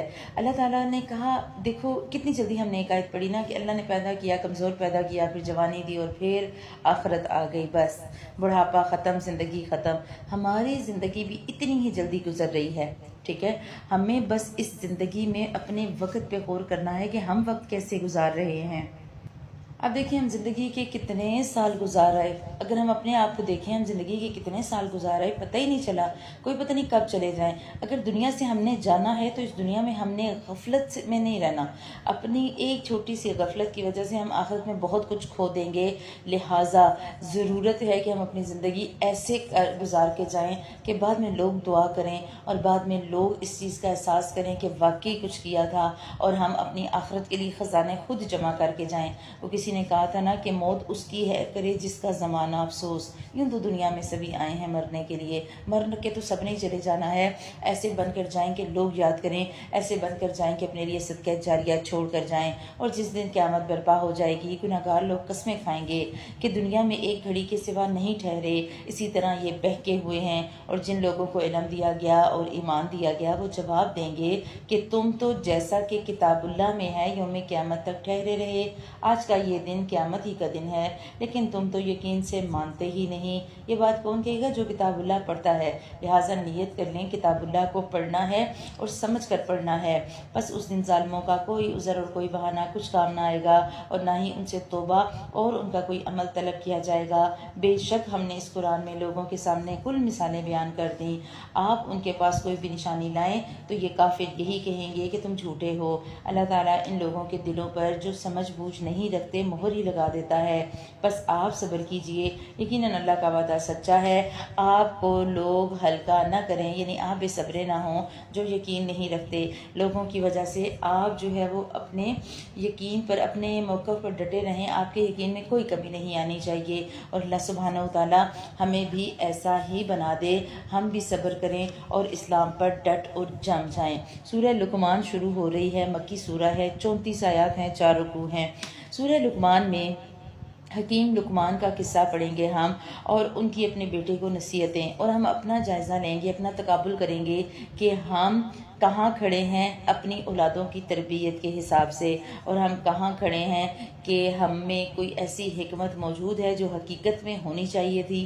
بسم اللہ الرحمن الرحیم، الف لام میم، تلک آیات الکتاب الحکیم، یہ تو حکمت والی کتاب کی آیات ہیں، ہدی و رحمت للمحسنین، جو نیکوکاروں کے لیے رہبر اور سراسر رحمت ہیں۔ کون ہیں وہ لوگ؟ جو نماز کو قائم کرتے اور زکوٰۃ ادا کرتے ہیں اور آخرت پر یقین رکھنے والے ہیں، یہی وہ لوگ ہیں جو اپنے رب کی طرف سے ہدایت پر ہیں، اور یہی لوگ نجات پانے والے ہیں۔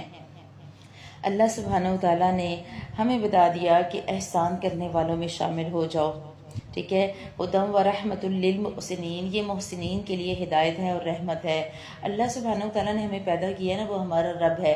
اب جب ہمارا رب ہے اور ہمیں پتہ چل جائے کہ وہ ہمارا مالک ہے، وہ ہمارا خالق ہے، تو ظاہر ہے، اب پچھلی ہم نے آیات میں پڑھا کہ اللہ سبحانہ وتعالیٰ نے مالک اور نوکر کی مثال دے کر سمجھایا کہ جیسے نوکر اور مالک برابر نہیں ہو سکتے، اسی طرح ایک غلام یا ایک نوکر کا کام ہے کہ وہ اپنے مالک کی تابعداری کرے۔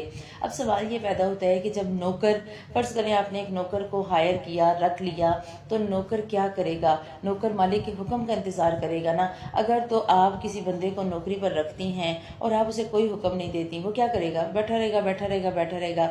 اگر آپ اسے کوئی حکم دیں گی تو وہ بجا لائے گا۔ بندے کا اور اللہ کا معاملہ بھی ایسا ہی ہے۔ اللہ سبحانہ وتعالیٰ نے ہمیں یہ قرآن دیا، اس نے ہمیں احکامات دے دیے کہ دیکھو تم میرے غلام ہو، تم میرے بندے ہو، تم نے ان آیات پر چلنا ہے، ان کاموں کو کرنا ہے اور یہ کام نہیں کرنے۔ آپ اپنے میڈ کو جو کام دیتی ہیں وہ اگر ویسا نہیں کرے گی تو آپ کو غصہ آئے گا۔ اسی طرح اللہ سبحانہ وتعالیٰ ہمیں دے کر بھی آزماتے ہیں، چیک کرتے ہیں کہ انسان کا رویہ کیا ہے، اور جو اللہ تعالیٰ کے احکامات پر کاربند رہتا ہے، اللہ کہہ رہے ہیں یہی وہ لوگ ہدایت والے ہیں، یہی فلاح اور نجات پانے والے ہیں۔ اور بعض تو ایسے بھی ہیں جو لغو باتوں کو مول لیتے ہیں کہ بے علمی کے ساتھ لوگوں کو اللہ کے راستے سے بہکائیں اور اسے ہنسی کھیل بنائیں، یہی وہ لوگ ہیں جن کے لیے رسوا کرنے والا عذاب ہے۔ ہر وہ چیز لغو میں آئے گی، لہو الحدیث میں آئے گی جو ہمیں اللہ سبحانہ وتعالیٰ سے غافل کر دے، اللہ کے قرآن سے غافل کر دے۔ سوچے ذرا، میری زندگی میں لہو الحدیث کیا ہے؟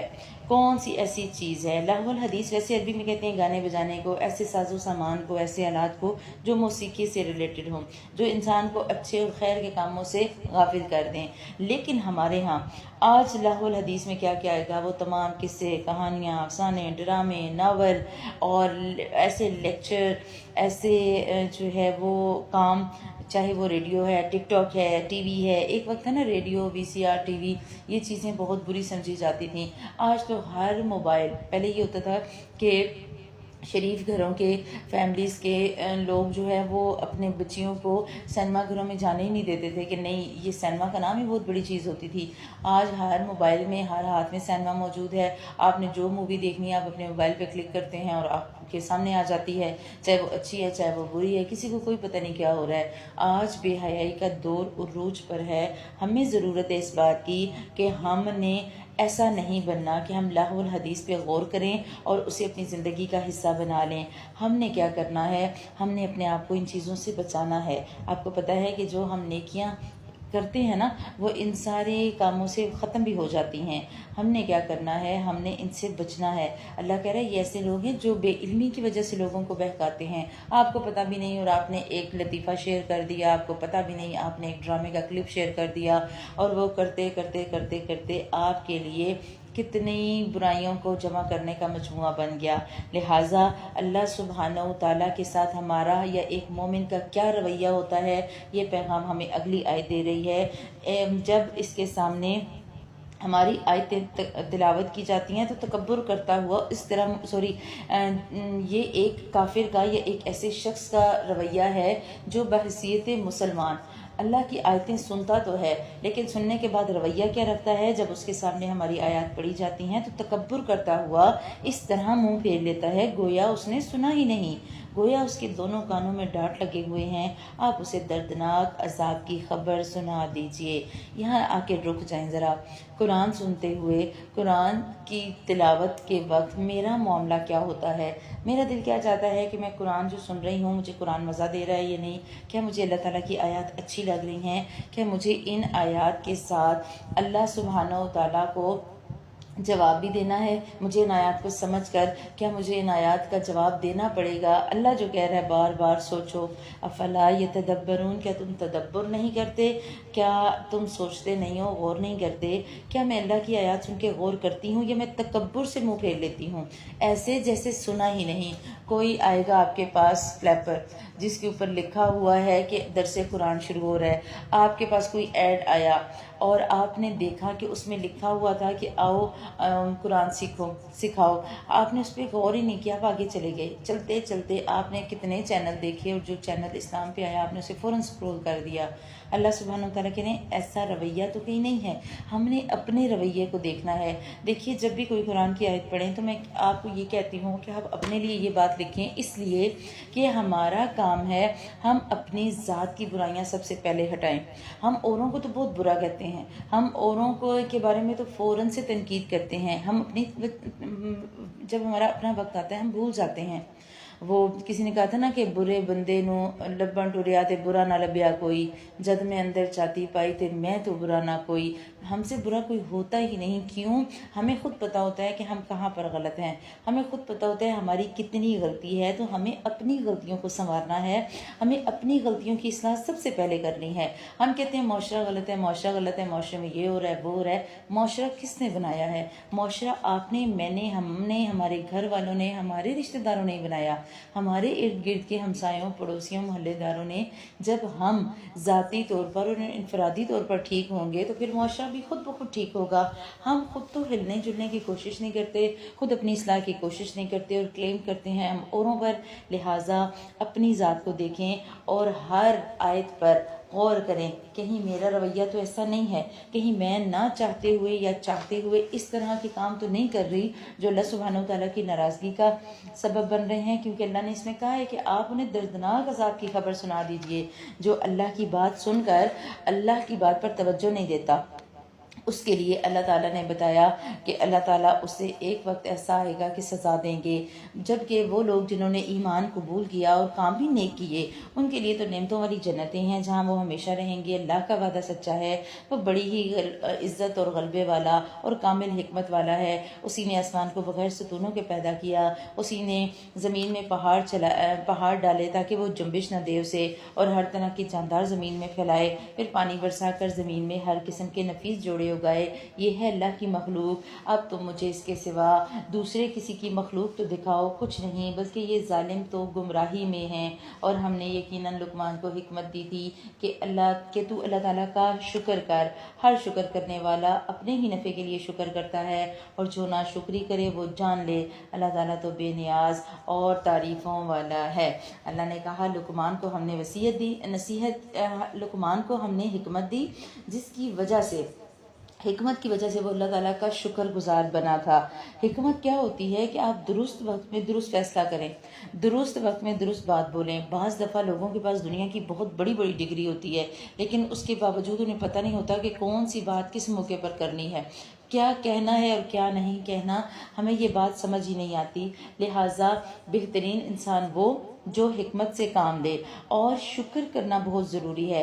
ہمیں جب نعمت مل جائے تو شکر کرنا چاہیے۔ اگر ہم شکر کریں گے تو ہماری وہی نعمت رحمت بن جائے گی، لیکن اگر ہم شکر نہیں کریں گے تو وہی نعمت بعض دفعہ زحمت یا لعنت بھی بن جاتی ہے۔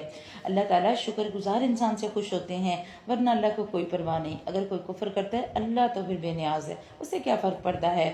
آگے آیت نمبر 13 سے شروع ہو رہی ہیں حکیم لقمان کی جو وہ نصیحتیں جو انہوں نے اپنے بیٹے کو کی۔ ذرا آیات کو پڑھتی جائیے اور دیکھتے جائیں کہ کیا ہم اپنے بیٹوں بیٹیوں کو یہ نصیحتیں کرتے ہیں، کیا ہم نے اپنی اولادوں کا تعلق اس قرآن سے اور اس اسلام سے اتنا جوڑا ہے کہ ہم اپنے بچوں کو یہ باتیں کہہ سکیں۔ کون سی؟ وَإِذْ قَالَ لُقْمَانُ لِابْنِهِ وَهُوَ يَعِظُهُ يَا بُنَيَّ لَا تُشْرِكْ بِاللَّهِ، جبکہ لقمان نے اپنے بیٹے کو وصیت کرتے ہوئے کہا، واعظ کرتے ہوئے کہا، میرے پیارے بیٹے اللہ کے ساتھ کسی کو شریک نہ کرنا۔ بات کر رہے ہیں میرے پیارے بیٹے، یا بنیا۔ ہم کیا کرتے ہیں؟ ادھر آؤ ذرا، اور ہم چیختے ہیں چلاتے ہیں اپنے بچوں پر۔ اللہ کہہ رہا ہے یا بنیا، اس نے محبت سے کہا اپنے اللہ کے ساتھ کسی کو شریک نہ کرنا۔ ان الشرک لظلم عظیم، بے شک شرک تو پھر بہت بھاری ظلم ہے۔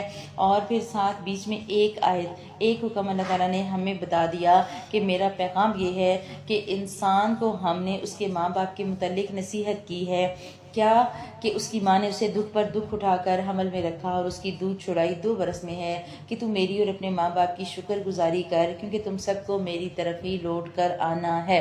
اللہ تعالیٰ نے کہا ماں باپ سے اچھا سلوک کرنے میں تمہارا فائدہ ہے۔ کیا کرو؟ ماں باپ کے ساتھ بہت اچھا سلوک کرو، اور باپ ہے یا ماں دونوں اس چیز کے حقدار ہیں کہ ہم ان کے ساتھ ان کے بڑھاپے میں بہت اچھے رہیں۔ ماں کا حق اسلام نے 3 گنا دیا باپ سے، باپ کا قانونی حق زیادہ ہے اور ماں کا اخلاقی فرض زیادہ ہے۔ ہمیں درجوں کے سمجھنا ہوگا، ایک باپ بھی اتنا ہی تھکتا ہے جتنی ماں تھکتی ہے۔ ہمیں سمجھنا ہے کہ ماں یا باپ دونوں کو ہم نے ناراض نہیں کرنا اور دونوں سے بدتمیزیاں نہیں کرنی، اور اگر وہ دونوں تجھ پر اس بات کا دباؤ ڈالیں کہ تو میرے ساتھ شریک کرے جس کا تجھے علم نہ ہو، تو ان کا کہنا نہ ماننا۔ ہاں، دنیا میں ان کے ساتھ اچھی طرح بسر کرنا اور اس کی راہ چلنا، جو میری طرف جھکا ہوا ہو، تمہارا سب کا لوٹنا میری ہی طرف ہے، تم جو کچھ کرتے ہو اس سے میں تمہیں خبردار کر دوں گا۔ والدین کی ہر بات ماننی ہے، سوائے اس کے کہ اگر والدین آپ کو اللہ کی راہ سے ہٹنے کا کہیں پھر آپ بات نہیں مانیں گے۔ ادروائز اللہ سبحانہ و تعالیٰ نے ہر چیز سے بڑھ کر ماں باپ کا حق رکھا ہے۔ حضرت حارثہ بن نعمان کے بارے میں آتا ہے، ان کی حدیث ملتی ہے ابن حبان میں، کہ اللہ کے نبی صلی اللہ علیہ وسلم نے فرمایا کہ میں جنت میں تھا تو مجھے کسی کے قرآن پڑھنے کی آواز سنائی دی۔ میں نے پوچھا کہ یہ کون ہے، مطلب اللہ کے نبی صلی اللہ علیہ وسلم نے پوچھا کہ یہ کون ہے، تو انہیں بتایا گیا کہ یہ حارثہ بن نعمان ہیں۔ انہوں نے اپنی والدہ کی بہت زیادہ خدمت کی تھی، تو ہمیں بھی اپنے والدین کی بہت اچھے سے خدمت کرنی چاہیے۔ بعض دفعہ ایسا ہوتا ہے کہ والدین میں اور بیوی بچوں میں کئی جگہوں پر اختلاف آ جاتا ہے، ایسے میں حکمت عملی سے کام لیں اور کسی کی حق تلفی نہیں کرنی۔ اگلی نصیحت کی لقمان نے اپنے بیٹے کو، پیارے بیٹے اگر کوئی چیز رائی کے دانے کے برابر بھی زمین میں ہو، خواہ وہ کسی چٹان میں ہو یا آسمانوں میں یا زمین میں، اسے اللہ تعالیٰ ضرور لائے گا۔ اللہ تو بڑا ہی باریک بین اور خبردار ہے۔ بتا دیا، چھپ کے نیکی کرو گے یا سامنے کرو گے، اللہ لے آئے گا۔ اللہ تعالیٰ تمہیں کچھ بھی ہو، اللہ تعالیٰ تمہیں جو ہے وہ تمہاری نیکیوں کو، تمہاری برائیوں کو لے آئے گا، نیکی کی جزا دے گا، اچھے عمل کی جزا دے گا، جبکہ برے عمل کی سزا بھی دے گا۔ اور کبھی بھی نہ نیکی کو حقیر سمجھنا ہے، نہ گناہ کو چھوٹا سمجھنا ہے۔ اے میرے بیٹے، تو نماز کو قائم رکھنا، اچھے کاموں کی نصیحت کرتے رہنا اور برے کاموں سے منع کیا کرنا، اور اگر کوئی مصیبت تم پر آ جائے تو صبر کرنا۔ یقین مانو ان ذلک من عزم الامور، یہ تو بڑے تاکیدی کاموں میں سے ہے۔ اللہ سبحانہ و تعالیٰ ہمیں سمجھانے کی جو کوشش کر رہے ہیں۔ لقمان علیہ السلام نے اپنے بیٹے کو نصیحتیں کی، اور ان میں ایک ایک لفظ اتنا اہم ہے کہ اگر ہم الگ الگ بولنے لگیں تو کتنا ٹائم اس ایک آیت پہ لگ جائے۔ اللہ سبحانہ و تعالیٰ نے ہمیں پیغام دیا ان کے ذریعے کہ انہوں نے اپنے بیٹے کا نماز قائم رکھنا۔ آج ہمارے بچے کتنی نمازیں قائم رکھتے ہیں، اچھے کاموں کی نصیحت کرتے رہنا، ہم تو اپنے بچوں کو اچھے کام چھوڑ بچوں کو ٹرین کر رہے ہوتے ہیں، جاؤ گے نا ذرا سننا آنٹی کیا کہہ رہی تھیں، پھر مجھے بعد میں بتانا۔ ہم تو اپنے بچوں کو پہلے ہی غیبتوں کی عادتیں ڈال رہے ہوتے ہیں، ہم بچوں کو کہہ رہے ہوتے ہیں اچھا ٹھیک ہے جب جائیں گے نا تو صحیح پیٹ بھر کے کھانا، اچھا زیادہ کھانا، صرف بوٹیاں کھانا۔ ہم اپنے بچوں کو کیا ٹرین کر رہے ہیں؟ ہمارا رویہ کیا، ہم اپنے بچوں کو ایسی نصیحتیں کرتے ہیں کہ دیکھو بیٹا اچھے باتوں کی نصیحت کرنا، اگر کوئی آپ کو کچھ غلط کہے آپ اسے فوراً ٹوک دینا اور برے کاموں سے منع کرنا، کہیں برائی دیکھو تو برائی پر خاموش مت رہنا، اور اگر مصیبت آئے تو صبر کرنا۔ آج ہم اگر دیکھیں، ہم اپنی محفلوں پر غور کریں ہمارا کیا حال ہے۔ حدیث کے مطابق اچھے دوست کی 3 نشانیاں بیان کی گئی ہیں۔ صحابہ نے پوچھا تھا اللہ کے رسول صلی اللہ علیہ وسلم کہ ہم کس کی مجلس میں بیٹھیں؟ آپ صلی اللہ علیہ وسلم نے فرمایا من ذکرکم باللہ رؤیتہ، کہ جب تم کسی شخص کی محفل میں بیٹھو تو یہ دیکھ کر بیٹھو کہ جسے دیکھ کر تمہیں اللہ یاد آئے، وزاد فی علمکم منطقا، اور تم جس کی بات سنو تو اس کی بات سے تمہارے علم میں اضافہ ہو جائے، اور وَذَكَّرَكُمْ بِالْآخِرَةِ عَمَلُهُ، اور اس کا عمل دیکھ کر تمہاری آخرت کی طرف رغبت ہو جائے۔ تمہیں ایسا بننا ہے اور ایسے لوگ کیوں کی محفل میں بیٹھنا اور ان کے ساتھ ٹائم گزارنا ہے۔ آج ہمارے بچوں کی محفلیں، آج ہمارے بچوں کی دوستیاں کیسی ہیں؟ ہم میرے خیال میں ساری مائیں خود بہتر جانتی ہیں، تو دعا کیا کرنی ہے، اللہ سبحانہ وتعالی ہمارے بچوں کی تنہائیاں اور محفلیں دونوں ہی خیر والی کرے اور اچھی کرے۔ اور اگلا حکم دیا لوگوں کے سامنے اپنے گال کو نہ پھلا اور زمین پر اطراء کرنا چل، اللہ تعالیٰ کسی تکبر کرنے والے اور شیخی خور کو پسند نہیں کرتا۔ ایک ایک لفظ اتنا لمبا ڈسکس کرنے والا ہے کہ اس کو میں کیسے مکمل کروں، مجھے سمجھ نہیں آتی۔ اللہ تعالیٰ کہہ رہے ہیں اپنے گالوں کو مت پھلاؤ، تم کسی کے ساتھ تکبر مت کرو، بولتے ہوئے منہ کے سٹائل نہ بناؤ، ایسے بات نہ کرو کہ تمہارے منہ سے تمہارے انداز سے لگے کہ تم تکبر میں ہو۔ اترا کر نہیں چلنا، اللہ کو اترانے والے نہیں پسند، اللہ کو شیخی خور بھی نہیں پسند۔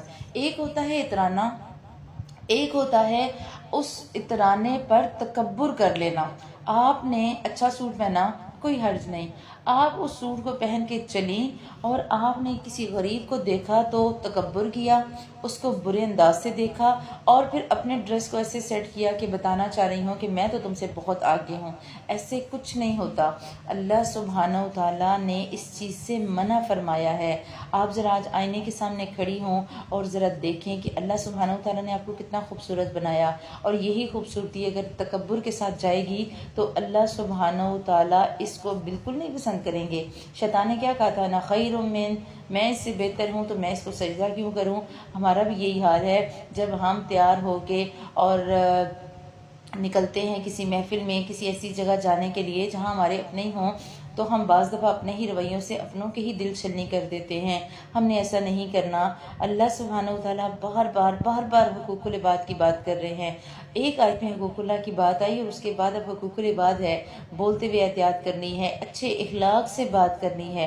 آپ کو پتہ ہے حضرت علی کا قول آتا ہے کہ ہمیشہ اچھے اخلاق سے بات کرو، کیونکہ انسان پر سب سے زیادہ مصیبتیں اس کی اپنی زبان کی وجہ سے آتی ہیں۔ اور دیکھیے نا، غصے کے وقت ہی تو پتہ لگتا ہے انسان ہے کیسا۔ آپ کسی کے ساتھ بولیں گی تھوڑی دیر میں تو بہت اچھا ہی بولیں گی۔ اللہ سبحانہ و تعالیٰ نے بار بار ہمیں بتایا کہ اترانا نہیں ہے، گال نہیں پھلانے۔ یہ ہم چلتے چلتے کہتے ہیں یہ بھی اللہ کو نہیں پسند، اللہ کو یہ انداز بھی نہیں پسند۔ اور پھر چلتے ہوئے میانہ روی، اپنی رفتار میں میانہ روی اختیار کرو، اپنی آواز کو پست کرو۔ یقیناً آوازوں میں سب سے بدتر آواز گدھے کی ہے۔ آپ آواز کے بارے میں اگر ہم بات کریں، ہم نے لاسٹ ایئر اس پہ بہت زیادہ بات کی تھی کہ آج کل بات کرتے ہوئے، جواب دیتے ہوئے میاں بیوی کا رویہ کیسا ہے، اولاد کا رویہ کیسا ہے، اور اللہ تعالیٰ کی یہ ایک ایک لفظ کی اگر ہم گہرائی میں جائیں تو ہمیں اندازہ ہوتا ہے ہمارے گھروں کو اللہ تعالیٰ نے ایسے لگتا ہے پکچرائز کر کے یہاں رکھ دیا ہے ان آیات میں۔ یہ بھی نہیں کرنا، یہ بھی نہیں کرنا، یہ بھی نہیں کرنا، کیا کرنا ہے سمجھا دیا، لیکن ہمیں ہماری ناقص عقلوں میں یہ بات نہیں آ رہی۔ ہم چلتے ہیں مریل چال نہ چلیں، ہم چلیں ہم اکڑ کر نہ چلیں، ہم چلیں ہم درمیانی چال چلیں۔ خوبصورت انداز میں چلیں، بھرپور قدموں کے ساتھ چلیں اور اپنی آواز کو پست رکھیں۔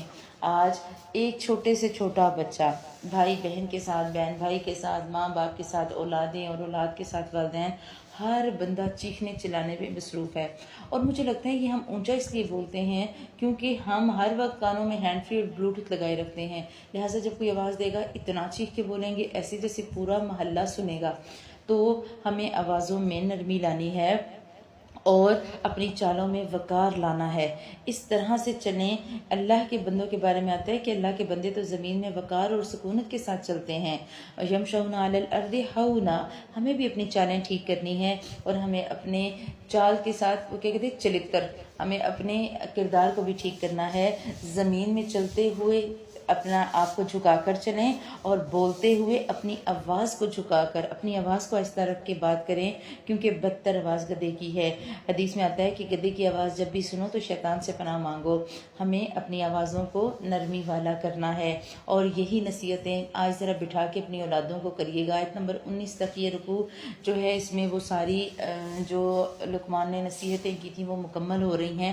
آج ذرا اپنی اولادوں کو بٹھا کے یہ نصیحتیں کریے گا اور دیکھیے گا کہ وہ کتنی مانتے ہیں اور یہ بھی دیکھیے گا کہ ہم کتنی مانتے ہیں، اور ان کو اب بتائیے گا کہ آوازیں آہستہ رکھا کرو۔ اللہ کے نبی صلی اللہ علیہ وسلم نے، میں بہت دفعہ یہ حدیث کوٹ کر چکی ہوں حضرت معاذ بن جبل کی، کہ اللہ کے نبی صلی اللہ علیہ وسلم نے فرمایا تھا ان کے سامنے زبان کو پکڑ کر، کف علیک ھذا، اس کو روک لو۔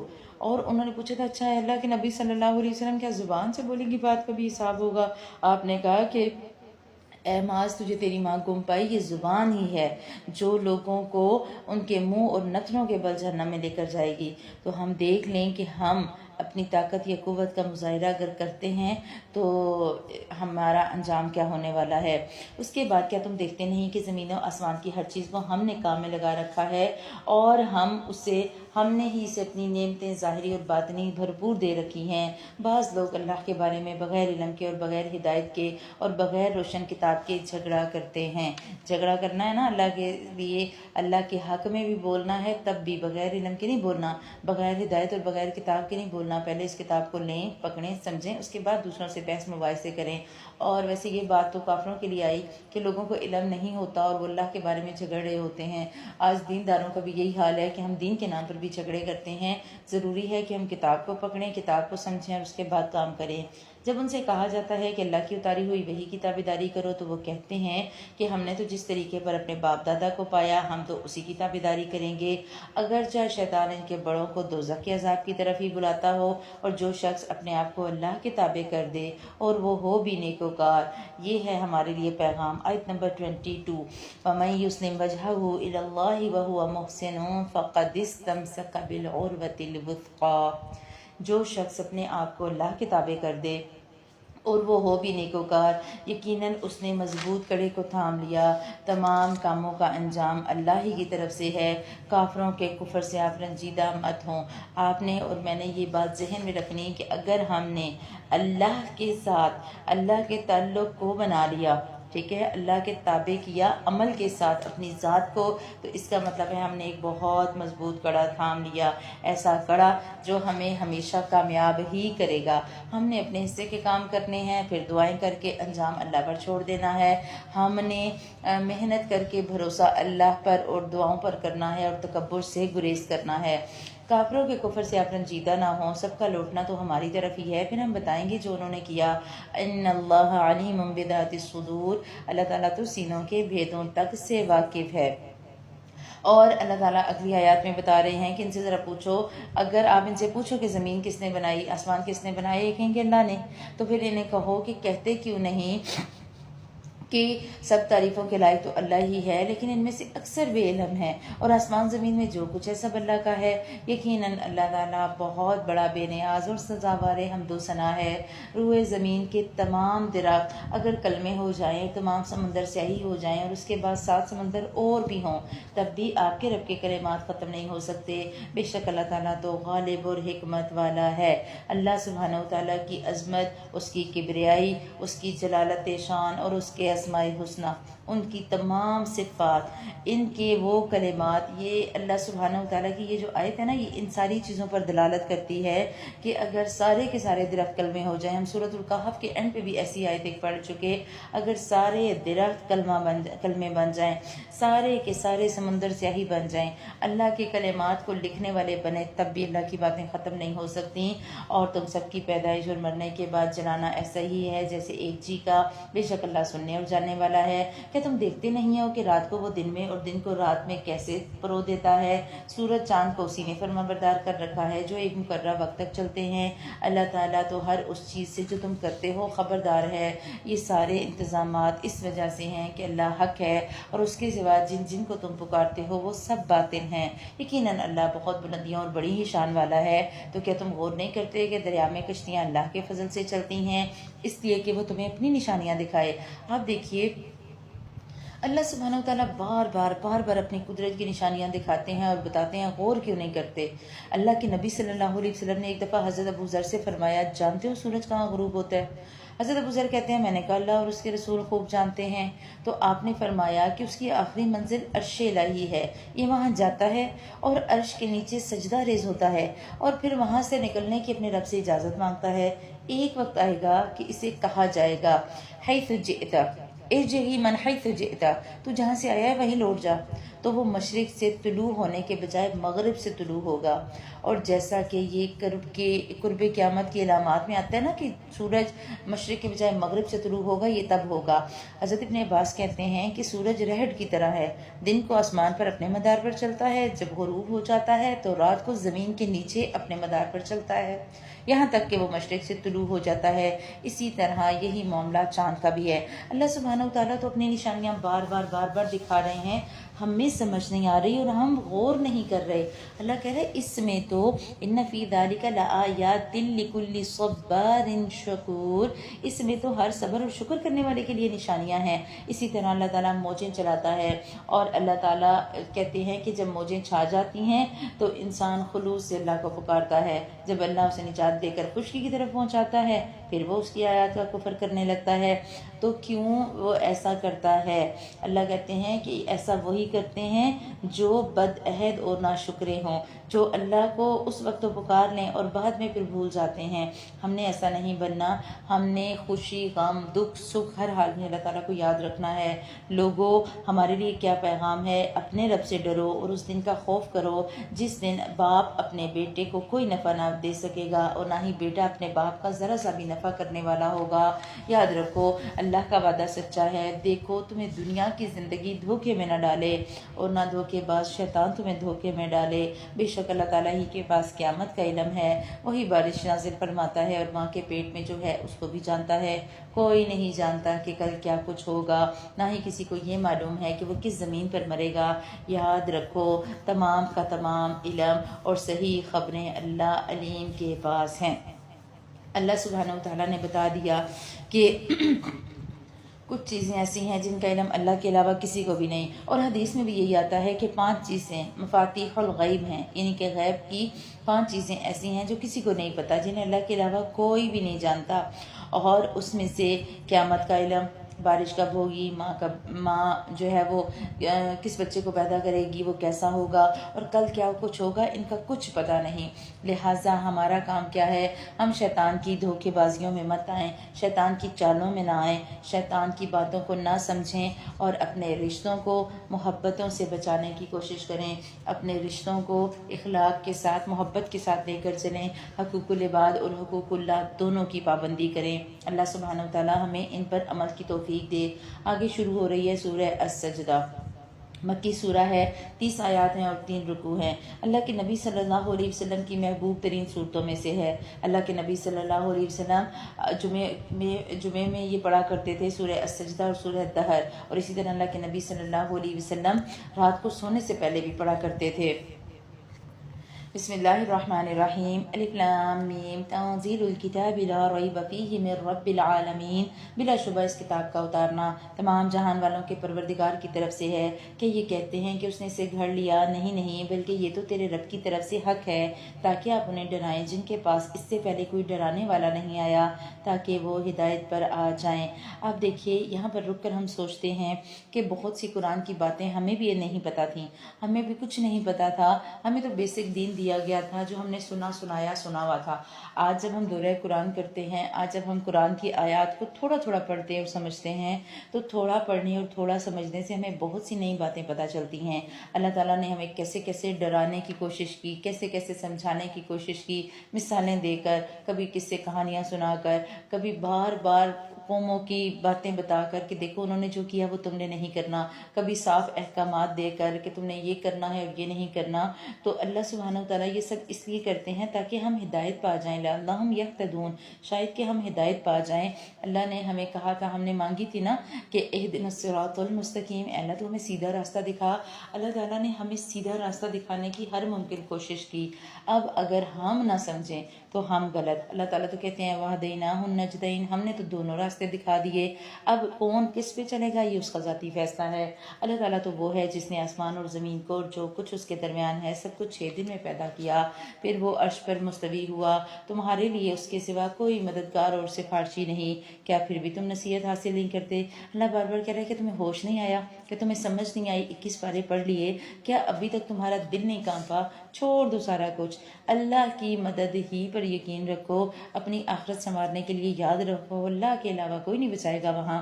پھر جو ہم لاجک دیتے ہیں میں نے تو یہ کام اپنے شوہر کو راضی کرنے کے لیے کیا، تو میں نے تو یہ کام اپنے بچوں کو راضی کرنے کے لیے کیا، اس سے کچھ فرق نہیں پڑے گا۔ ہر بندے کو اپنا حساب ذاتی طور پر دینا ہے۔ وہ آسمان سے لے کر زمین تک ہر کام کی تدبیر کرتا ہے، پھر وہ کام ایک ایسے دن میں اس کی طرف چڑھ جاتا ہے جس کا اندازہ تمہاری گنتی کے 1000 سال کے برابر ہے۔ یعنی کہ اللہ سبحانہ وتعالیٰ ایک ہی دن میں جسے فرشتے لے کر جاتے ہیں، یہاں پر اتنا فاصلہ بتا دیا۔ اگر ایک فرشتہ اتنا فاصلہ طے کرتا ہے، ٹھیک ہے، اور عام انسان کو طے کرنا پڑے تو وہ شاید 1000 سال کے برابر ہو جائے جو فرشتہ ایک دن میں کرتا ہے۔ اللہ کہتا ہے اللہ ہی ہے جو چھپے اور کھلے سب کا جاننے والا، اور وہ بہت ہی غالب اور مہربان ہے۔ اس نے کیا کیا؟ الذی احسن کل شیء خلقہ، جس نے نہایت خوبصورت بنائی جو بھی چیز بنائی، اور انسان کی بناوٹ مٹی سے شروع کی۔ اللہ سبحانہ وتعالیٰ نے جو بنایا بہترین بنایا۔ سوچیں ذرا اپنے آپ کو شیشے میں سامنے کھڑی ہو کر، آئینے کے سامنے کھڑی ہو کر دیکھیں، اللہ تعالیٰ نے مجھے کتنا پیارا بنایا، اتنی خوبصورت آنکھیں، اتنی خوبصورت ناک، اتنا بہترین انداز، بولتی ہوں تو میاں جی کہتے ہیں تم سے اچھا تو کوئی بول نہیں سکتا، ہنستی ہوں تو وہ کہتے ہیں کہ تم سے تو اچھا ہنس نہیں سکتا، اور ہم جب تابعداری پہ آتے ہیں تو ماں باپ کہتے ہیں کہ میری تو یہ بیٹی یا میرا یہ بیٹا بہت تابعدار ہے۔ اللہ تعالیٰ نے ہمیں عقل دی، شعور دیا، بصارت دی، اللہ تعالیٰ نے ہمیں آنکھیں دی، دل دیا۔ اللہ سبحانہ وتعالیٰ سے یہ ساری نعمتیں ہونے کے ساتھ ان نعمتوں پر شکر گزاری مانگے۔ اللہ نے ہمیں بہترین فنیشنگ ٹچ دے کر بنایا ہے، بہت خوبصورت تصویر ہے ہماری۔ اگر ہم دیکھیں تو جیسے ہوتا ہے نا کہ ہم اپنے والدین سے پوچھیں نا کہ آپ کو میں کیسی لگتی ہوں، ہم ہمارے والدین کو اپنی اولادیں زیادہ اچھی لگتی ہیں۔ وہ آپ نے شاید بہت مشہور قصہ سنا ہوگا کہ ایک بادشاہ نے کسی کو کہا کہ جو دنیا کا سب سے خوبصورت بچہ لائے گا میں اسے انعام دوں گا۔ تو ایک بندے کو کہا کہ جاؤ تم سارے دنیا کا خوبصورت ترین بچہ ڈھونڈ کے لاؤ۔ وہ پورا جو ہے وہ جہان پھیرا اور اپنے بیٹے کو لے آیا، کالا سیاہ، کالا کھلوٹا، بہتی ناک، پھٹے کپڑے۔ بادشاہ نے کہا یہ کیا ہے؟ میں نے تمہیں کہا خوبصورت ترین بچہ لے کر آؤ دنیا کا۔ تو وہ باپ نے کہا کہ میں کیا کروں، مجھے تو دنیا میں اس سے خوبصورت کوئی بچہ نظر ہی نہیں آیا۔ ہمارا بھی یہی حال ہے نا، ہمارے خاوند، ہمارے بچے، ہمارے بھائی، ہماری بہنیں، ہمارے رشتے ہمیں دنیا کے خوبصورت ترین لوگوں سے بڑھ کر ہوتے ہیں۔ کیوں؟ کیونکہ اللہ نے یہ محبتیں رکھی ہیں۔ اللہ تعالیٰ کہ میں نے بہت خوبصورت تمہیں بنایا ہے، تو کیا کرو، اس خوبصورتی کی قدر کرو۔ اللہ نے تمہیں مٹی سے بنایا اور تم نے مر کے مٹی میں ہی چلے جانا ہے۔ خاک سے بنے اور خاک ہو جاؤ گے، تو اکڑ کس بات کی ہے؟ اپنی اکڑ پہ کنٹرول کرنا ہے ہم نے۔ پھر اللہ تعالیٰ نے فرمایا کہ اس کی نسل ایک بے وقت پانی کے نچوڑ سے ہم نے چلائی، جسے ٹھیک ٹھاک کر کے اس میں ہم نے اپنی روح پھونکی۔ اسی نے تمہارے کان، آنکھیں اور دل بنائے۔ اور قلیلا ما تشکرون، اللہ تعالیٰ شکوہ کر رہے ہیں کتنا ہی تھوڑا شکر کرتے ہو۔ میں نے تمہیں گھر بھی دیا، رشتے دیے، ماں باپ دیے، بہن بھائی دیے، شوہر دیا، بچے دیے، کرائے کا گھر ہو یا اپنا گھر ہو، اپنے گھر میں رہتی ہو، سکون سے سوتی ہو، اور اس کے باوجود بھی میرا شکر ادا نہیں کرتی؟ کتنا ہی تھوڑا تم شکر کرتی ہو؟ نمازیں بھی کوئی ٹکرے مار لی، کوئی اللہ کا شکر زبان سے ادا کیا، کوئی 2-4 تسبیحاں پڑھ بھی نہیں، تو تھوڑا ہی ہے نا شکر، پورا تو نہیں ہے۔ اللہ کا شکر کرنا سیکھنا ہے ہم نے۔ اس کے بعد ایک ناشکری کی بھی مثال، انہوں نے کہا جب ہم زمین میں رل مل جائیں گے تو کیا پھر ہم دوبارہ پیدا کیے جائیں گے؟ بلکہ یہ لوگ تو اپنے پروردگار کی ملاقات کے ہی منکر ہیں۔ کہہ دیجئے کہ موت کا فرشتہ تمہیں جب فوت کرے گا، جو تم پر مقرر کیا گیا ہے، تو پھر تم سب اپنے پروردگار کی طرف لوٹائے جاؤ گے۔ ہر بندہ اپنی موت سے پہلے اپنے سر کی آنکھوں سے ملک الموت کو دیکھے گا، اور حدیث میں آتا ہے کہ ملک الموت تم میں سے ہر ایک کو ہر دن آ کر دیکھتا ہے۔ وہ دیکھتا ہے اچھا چلو کر لو جو کر رہے ہو، ایک وقت تو آئے گا کہ میں تمہیں لینے آؤں گا۔ کاش کہ آپ دیکھتے کہ جب گناہگار لوگ اپنے رب کے سامنے سر جھکائے ہوئے ہوں گے تو وہ کہیں گے اے ہمارے پروردگار، ہم نے دیکھ لیا اور سن لیا، اب تو ہمیں ذرا واپس لوٹا، ہم نیک اعمال کریں گے، ہم یقین کرنے والے ہیں، اگر ہم چاہتے تو ہر شخص کو ہدایت نصیب فرما دیتے، لیکن میری یہ بات بالکل حق ہو چکی کہ میں ضرور بضرور جہنم کو انسانوں اور جنوں سے بھر دوں گا۔ یہ آیت ہے تھوڑی سی غور کرنے والی، جب غیب کے پردے ہٹیں گے نا تو سب یقین کر لیں گے۔ اور حدیث میں آتا ہے نا کہ اس دن، جس دن انسان اللہ تعالیٰ کو، قیامت کو، حشر کو سر کی آنکھوں سے دیکھ لے گا، اس دن تو ابو جہل کا ایمان بھی ابو بکر صدیق جیسا ہو جائے گا، تو اس دن ایمان لانے کا کوئی فائدہ نہیں ہوگا۔ اس دن انسان کہے گا کہ مجھے واپس جانا ہے، میں ذرا 2-4 عمل کروں، اس دن کوئی فائدہ ہی نہیں دے گا۔ اللہ تعالیٰ کہہ رہے ہیں کہ میں چاہتا تو سارے کے سارے ہدایت پاتے، پر میں نے کھلی چھوٹ دے دی۔ آپ کے 5 بچے، یہ 4 بچے، یہ 2 بچے، ہر ایک کی سوچ الگ، ہر ایک کا انداز الگ، آپ ہر بچے کو سیم فیسلٹیز دیتی ہیں، سیم سکول میں پڑھتے ہیں، ایک ہی کمرے میں رہتے ہیں، اس کے باوجود دونوں کے مزاج میں زمین آسمان کا فرق ہوتا ہے۔ اللہ سبحانہ وتعالیٰ نے ہمیں آزادی دی، مرضی ہے تو ہم نیک بنیں، مرضی ہے تو ہم کافر بنیں اور فاجر بنیں، یہ ہم پر ہے۔ اللہ سبحانہ وتعالیٰ ہمیں ہمیشہ اپنا اطاعت گزار بنائے رکھے۔ اللہ تعالیٰ کہہ رہے ہیں کہ میں نے تو جہنم کو بھی بھرنا ہے جنوں سے اور انسانوں سے، دعا کریں ان انسانوں میں سے ہم نہ شامل ہوں۔ اللہم لا تجعلنا منہم، اللہ ہمیں ایسوں سے دور رکھے۔ اب تم اپنے اس دن کی ملاقات کے فراموش کر دینے کا مزہ تو چکھو، ہم نے بھی تمہیں بھلا دیا، اور اپنے کیے ہوئے اعمال کی شامت سے ابدی عذاب کا مزہ چکھو۔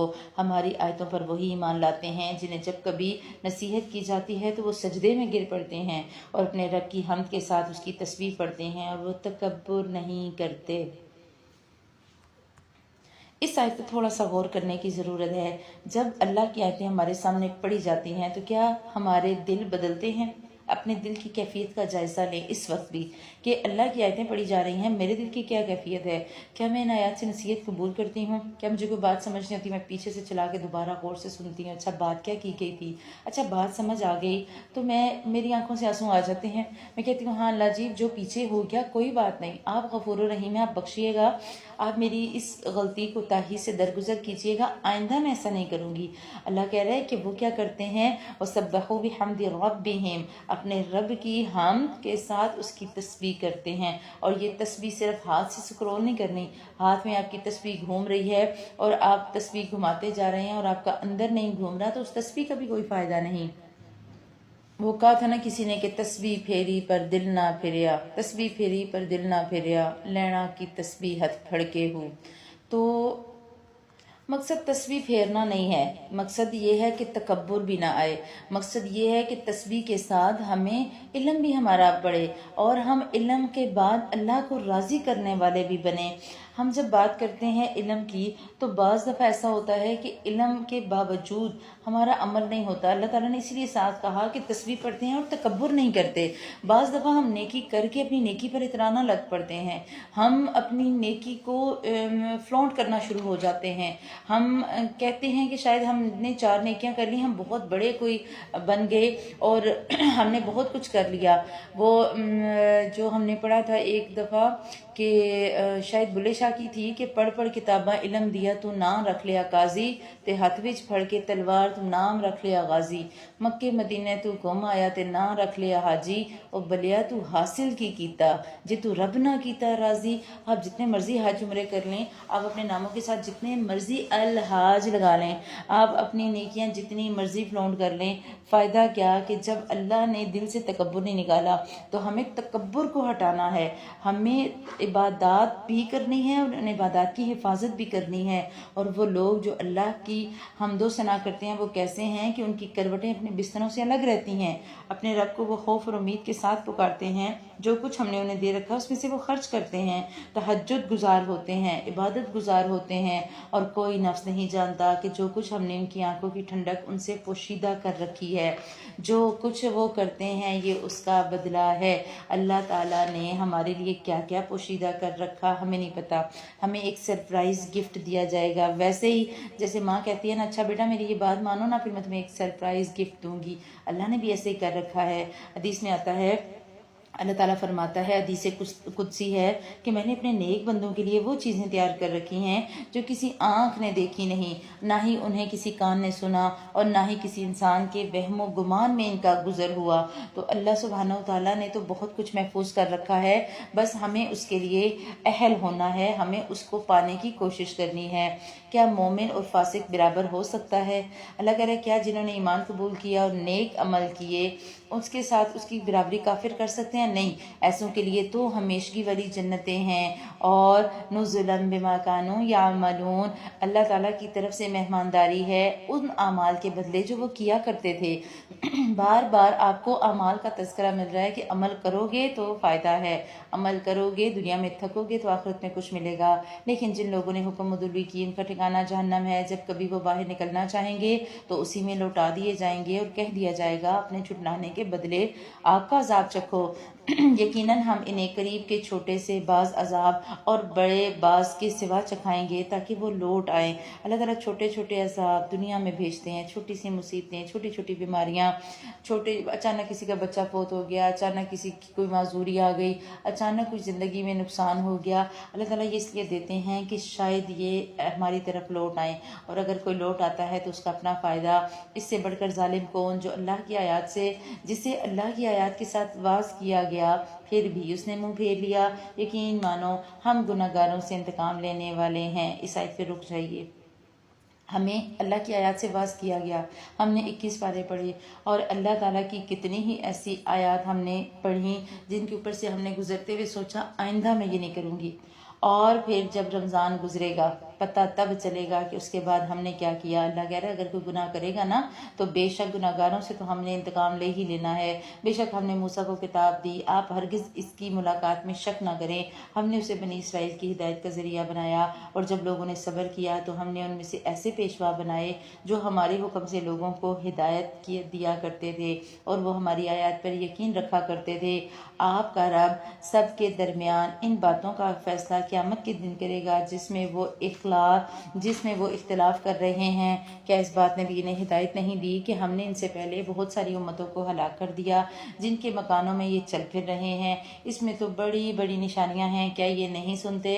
کیا اپنی آبائی حویلیوں میں چلتے پھرتے اپنے دادا پردادا جو چلے گئے دنیا سے، ان کی تمہیں یاد یہ بات سوچنے پر مجبور نہیں کرتی کہ جانے والے چلے گئے، ہم نے بھی ایک دن چلے جانا ہے، یہ سارا کچھ بنجر ہو جائے گا، یہ ساری رونقیں ختم ہو جائیں گی، ہمیں اپنا حساب دینا ہوگا۔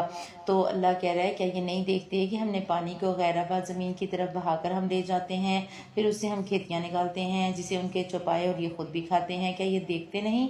اور یہ کہتے ہیں کب ہوگا اللہ کا فیصلہ؟ اگر تم سچے ہو تو بتاؤ، جواب دے دو کہ فیصلے والے دن ایمان لانا تو بے ایمانوں کو کچھ کام نہ آئے گا، اور انہیں ڈھیل نہیں دی جائے گی۔ اگر ایک شخص قیامت کے دن مان بھی لے تو اس دن اس کا ماننا قبول ہی نہیں کیا جائے گا۔ آپ صلی اللہ علیہ وسلم کو کہا جا رہا ہے کہ اب آپ ان کا خیال چھوڑ دیں اور انتظار کریں، یہ بھی انتظار کرتے رہیں۔ یوم الفتح بہت جلد آئے گا، فتح کا دن بہت جلد آئے گا، اور انشاءاللہ اللہ ہمیں وہ فتح نصیب کرے۔ سورۃ الاحزاب شروع ہو رہی ہے، مدنی سورہ ہے، 73 آیات اور 9 رکوع ہیں، اور ہمیں پتہ لگے گا کہ ہم نے کیسے اپنے معاشرے کو ٹھیک کرنا ہے۔ اس صورت میں کیسے پیغامات ہیں ہمارے معاشرے کے لیے۔ بسم اللہ الرحمن الرحیم۔ اے نبی اللہ تعالیٰ سے ڈرتے رہنا، کافروں اور منافقوں کی بات میں مت آ جانا۔ اللہ تعالیٰ تو بڑے ہی علم والا اور بڑی ہی حکمت والا ہے۔ جو کچھ آپ کی طرف، آپ کے رب کی طرف سے وحی کی جاتی ہے آپ اس کی تابعداری کریں، یقین مانیں کہ اللہ تعالیٰ تمہارے ہر ایک عمل سے باخبر ہے۔ اللہ ہی پر توکل رکھیں، وہ کارسازی کے لیے کافی ہے۔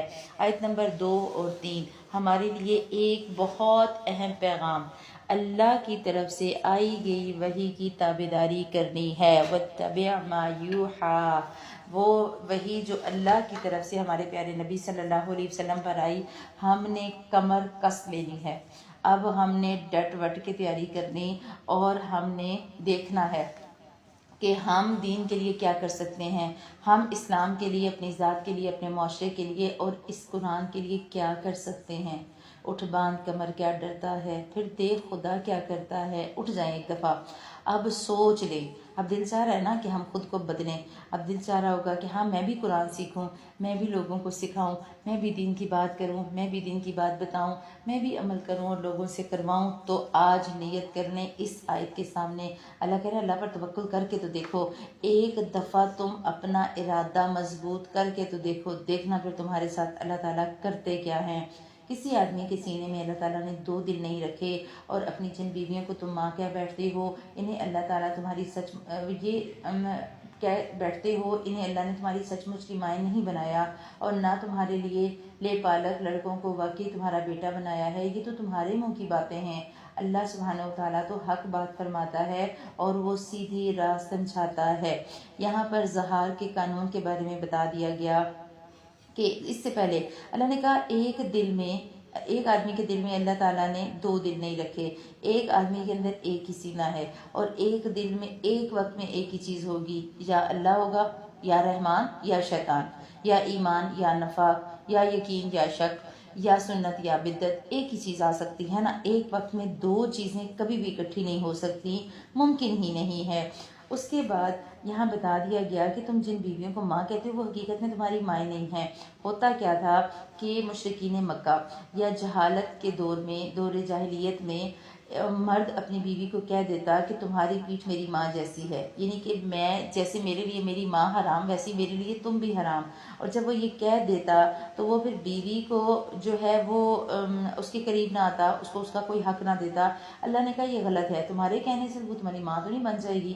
اسی طرح تمہارے جو لے پالک بچے ہیں، اڈاپٹڈ بیٹے، وہ تمہارے حقیقی بیٹے نہیں ہو سکتے۔ یہ بھی رسم تھی اس زمانے میں، ہر بندہ جو ہے کسی نہ کسی کو لے کر اور پال لیتا ہوتا تھا اور اسے اپنا نام اور اپنا نسب دیتا تھا۔ اللہ تعالیٰ نے اس سے منع کیا۔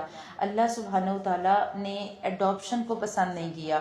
اگر آپ کی اولاد ہے بہت اچھی بات ہے، اگر نہیں ہے تو کوئی بات نہیں، لیکن آپ نے ان کو اگر اپنا بیٹا بنانا بھی ہے تو انہیں ان کے والدین کے نام سے منسوب کرنا ہے۔ آج کل جو ہم بچوں کو اڈاپٹ کر لیتے ہیں اور ساری زندگی بچوں کو نہیں بتاتے، تو اسلام اس چیز کی اجازت نہیں دیتا۔ اس کے بعد اللہ تعالیٰ نے کہا کہ لے پالک کو ان کے حقیقی باپ کی نسبت سے بلاؤ، ان کو ان کے نام سے بلاؤ۔ ہوا یہ تھا کہ اللہ کے نبی صلی اللہ علیہ وسلم نے حضرت زید بن حارثہ کو اپنا بیٹا بنایا تھا۔ وہ آپ صلی اللہ علیہ وسلم کے غلام تھے، آپ نے انہیں آزاد کیا اور انہیں اپنا لے پالک بیٹا بنا دیا۔ پورے عرب کے جو ان کا قبیلہ کلچر تھا، اس میں حضرت زید بن حارثہ کو زید بن محمد کہہ کر پکارا جاتا تھا صلی اللہ علیہ وسلم۔ اللہ کے نبی صلی اللہ علیہ وسلم پر یہ جب آیت نازل ہوئی تو اس آیت کے نزول کے بعد حضرت زید بن حارثہ کو زید بن محمد کے بجائے زید بن حارثہ کہا جانے لگا۔ اس کے بعد اگلا حکم یہ دیا گیا کہ اگر تمہیں لے پالک بچوں کے باپ کا نہ پتہ ہو تو پھر وہ تمہارے دینی بھائی اور دوست ہیں، تم سے بھول چوک میں جو ہو جائے اس پر کوئی گناہ نہیں، البتہ گناہ وہ ہے جس کا تم ارادہ دل سے کرو۔ اللہ تو بخشنے والا اور مہربان ہے، اور پیغمبر مومنوں پر خود ان سے بھی زیادہ حق رکھنے والے ہیں، اور پیغمبر کی بیویاں مومنوں کی مائیں ہیں، اور رشتہ دار کتاب اللہ کی روح سے بنسبت دوسرے مومنوں اور مہاجروں کے آپس میں زیادہ حقدار ہیں، ہاں مگر یہ کہ تم اپنے دوستوں کے ساتھ حسن سلوک کرنا چاہو۔ یہ حکم کتاب الہی میں لکھا ہوا ہے۔ اللہ کے نبی صلی اللہ علیہ وسلم نے بتا دیا، اللہ تعالیٰ نے بتایا کہ اللہ کے نبی صلی اللہ علیہ وسلم امت کے لیے جتنے شفیق اور خیر خواہ ہیں یہ تو سبھی جانتے ہیں، لہٰذا اللہ سبحانہ و تعالیٰ نے بتایا کہ ہمارے لیے، مومنوں کے لیے آپ صلی اللہ علیہ وسلم اپنی جان سے زیادہ حق رکھتے ہیں۔ ساری محبتیں ایک طرف اور اللہ کے نبی صلی اللہ علیہ وسلم سے محبت ایک طرف، اور یہ ہمارے ایمان کا تقاضا ہے۔ ہم تب تک مومن نہیں ہو سکتے جب تک کہ ہمیں اللہ سبحانہ و تعالیٰ کے پیارے حبیب صلی اللہ علیہ وسلم سے محبت ہر چیز سے بڑھ کر نہ ہو۔ اس کے بعد باقی مومنوں سے، باقی مسلمانوں سے زیادہ حقدار ہمارے عزیز ترین رشتہ دار اور دوست ہیں۔ رشتہ داری زیادہ حق رکھتی ہے کہ ہم ان کے ساتھ اچھا سلوک کریں۔ اسی طرح جب کہ ہم نے تمام نبیوں سے عہد لیا، اور بالخصوص آپ سے اور نوح سے اور ابراہیم سے اور موسیٰ سے اور مریم کے بیٹے عیسیٰ سے، اور ہم نے ان سے پختہ عہد لیا۔ یہاں نبیوں کے عہد کا ذکر ہے۔ ایک عہد وہ تھا جو عہد الست ہم نے پڑھا، جو تمام کے تمام لوگوں سے لیا گیا، اور ایک عہد وہ بھی تھا جو اللہ سبحانہ و تعالیٰ نے تمام انبیاء سے لیا۔ ہم نے سورہ ال عمران میں اس کو پڑھا تھا، تاکہ اللہ تعالیٰ سچوں سے ان کی سچائی کے بارے میں دریافت فرمائے، اور کافروں کے لیے تو ہم نے دردناک عذاب تیار کر رکھا ہے۔ اے ایمان والو، اللہ تعالیٰ نے جو احسان تم پر کیا اسے یاد کرو، جبکہ تمہارے مقابلے کو فوجوں پر فوجیں آئیں، پھر ہم نے ان پر تیز و تند آندھی اور ایسے لشکر بھیجے جنہیں تم نے دیکھا ہی نہیں۔ یہاں غزوہ احزاب کا ذکر ہے، اور جو کچھ تم کرتے ہو اللہ سب دیکھ رہا ہے۔ غزوہ احزاب اصل میں اعصابی جنگ تھی، کھانے کی کمی تھی، اور جو ہے وہ محاصرہ تقریباً 1 مہینے تک چلا گیا، اور مدینے کا محاصرہ 1000 کے قریب کے لشکر نے کیا، اور یہ سب کی سب مسلمانوں پر حملہ کرنے کے لیے آئے۔ اللہ سبحانہ و تعالیٰ نے کیسے مدد کی وہ ہم دیکھیں گے کہ جب کہ دشمن تمہارے پاس اوپر سے اور نیچے سے چڑھ آئے، جب کہ آنکھیں پتھرا گئیں اور کلیجے منہ کو آ گئے، اللہ تعالیٰ کی نسبت تم طرح طرح کے گمان کرنے لگے، یعنی آزمائش اتنی سخت ہو گئی کہ مسلمانوں کو ڈاؤٹ ہونے لگے کہ پتہ نہیں ہمارا کیا بنے گا۔ یہی مومن آزمائے گئے اور وہ پوری طرح جھنجھوڑ دیے گئے، اور اس وقت منافق اور وہ لوگ جن کے دلوں میں روگ تھا کہنے لگے کہ اللہ تعالیٰ اور اس کے رسول نے ہم سے محض دھوکہ یا فریب کا ہی وعدہ کیا ہے۔ انہی کی ایک جماعت نے ہانک لگائی، اے مدینے والو، تمہارے لیے ٹھکانہ نہیں، چلو لوٹ چلو۔ اور ان کی ایک اور جماعت یہ کہہ کر اللہ کے نبی صلی اللہ علیہ وسلم سے اجازت مانگنے لگی کہ ہمارے گھر غیر محفوظ ہیں، حالانکہ وہ کھلے ہوئے اور غیر محفوظ نہ تھے، لیکن ان کا پختہ ارادہ بھاگ کھڑا ہونے کا تھا۔ یہاں منافقین کی کچھ عادتیں بتا دی گئیں۔ منافقین نے رویہ کیا اختیار کیا کہ جب انہوں نے دیکھا کہ وقت بہت زیادہ کٹھن آ گیا ہے اور اللہ تعالیٰ کی طرف سے مدد نہیں آ رہی، تو کچھ کو تو لگا کہ یہ مدد کے وعدے ہی جھوٹے ہیں، نبی جھوٹا نعوذ باللہ، اور اللہ تعالیٰ کا وعدہ جھوٹا۔ اور کچھ نے کیا کیا، کچھ نے کہا کہ چلو ہم جو ہے وہ یہاں سے چلے جاتے ہیں، ہم تو یہاں رہ کر مشکل میں آ گئے، ہم واپس چلتے ہیں، کیونکہ ہمارے گھر جو ہے وہ کھلے پڑے ہیں تو ہمارے گھروں کو خطرہ ہے۔ اللہ نے کہا یہ جھوٹ ہے۔ انہی کی ایک جماعت نے ہانک لگائی تھی، تو اللہ نے کہا کہ یہ غلط ہے، یہ جو منافقین کا رویہ ہے یہ صرف اس بات سے بچنے کے لیے کہ وہ آزمائش یا تکلیف کو برداشت نہیں کر سکتے، کیونکہ دین کے راستے میں تو آزمائشیں آتی ہیں۔ اللہ کہہ رہے ہیں نا کہ مومن پوری طرح آزمائے گئے، مومن کا ایمان بعض دفعہ بہت شدت سے آزمایا جاتا ہے۔ ہمارا کام ہے ہم ثابت قدم رہیں، اور اگر مدینے کے اطراف سے ان پر لشکر داخل کیے جاتے، پھر ان سے فتنہ طلب کیا جاتا، تو یہ ضرور اسے برپا کر دیتے اور نہ لڑتے، مگر تھوڑی مدت۔ اس سے پہلے تو انہوں نے اللہ سے عہد کیا تھا کہ پیٹ نہ پھیریں گے، اور اللہ سے کیے ہوئے وعدے کی پاس پرس تو ضرور ہوگی۔ اس سے پہلے جب گھروں سے نکلے تھے تو کیا کہتے تھے کہ ہم تو ضرور جنگ لڑیں گے۔ اللہ تعالیٰ آپ یہ بھول گئے، کہہ دیجئے کہ گو تم موت سے یا موت کے خوف سے بھاگو تو یہ بھاگنا تمہیں کچھ کام نہ آئے گا، اور اس وقت تم بہت ہی کم فائدہ اٹھاؤ گے۔ پوچھئے تو کہ اگر کوئی تمہیں برائی پہنچانا چاہے تو چاہے یا تم پر کوئی فضل کرنا چاہے، اگر اللہ تمہیں کوئی برائی پہنچانا چاہے یا تم پر فضل کرنا چاہے، اور تو کون ہے جو تمہیں بچا سکے یا تمہیں روک سکے؟ اس لیے بجز اللہ تعالیٰ کے نہ ہی تم کوئی حمایتی پاؤ گے اور نہ ہی تم کوئی مددگار پاؤ گے۔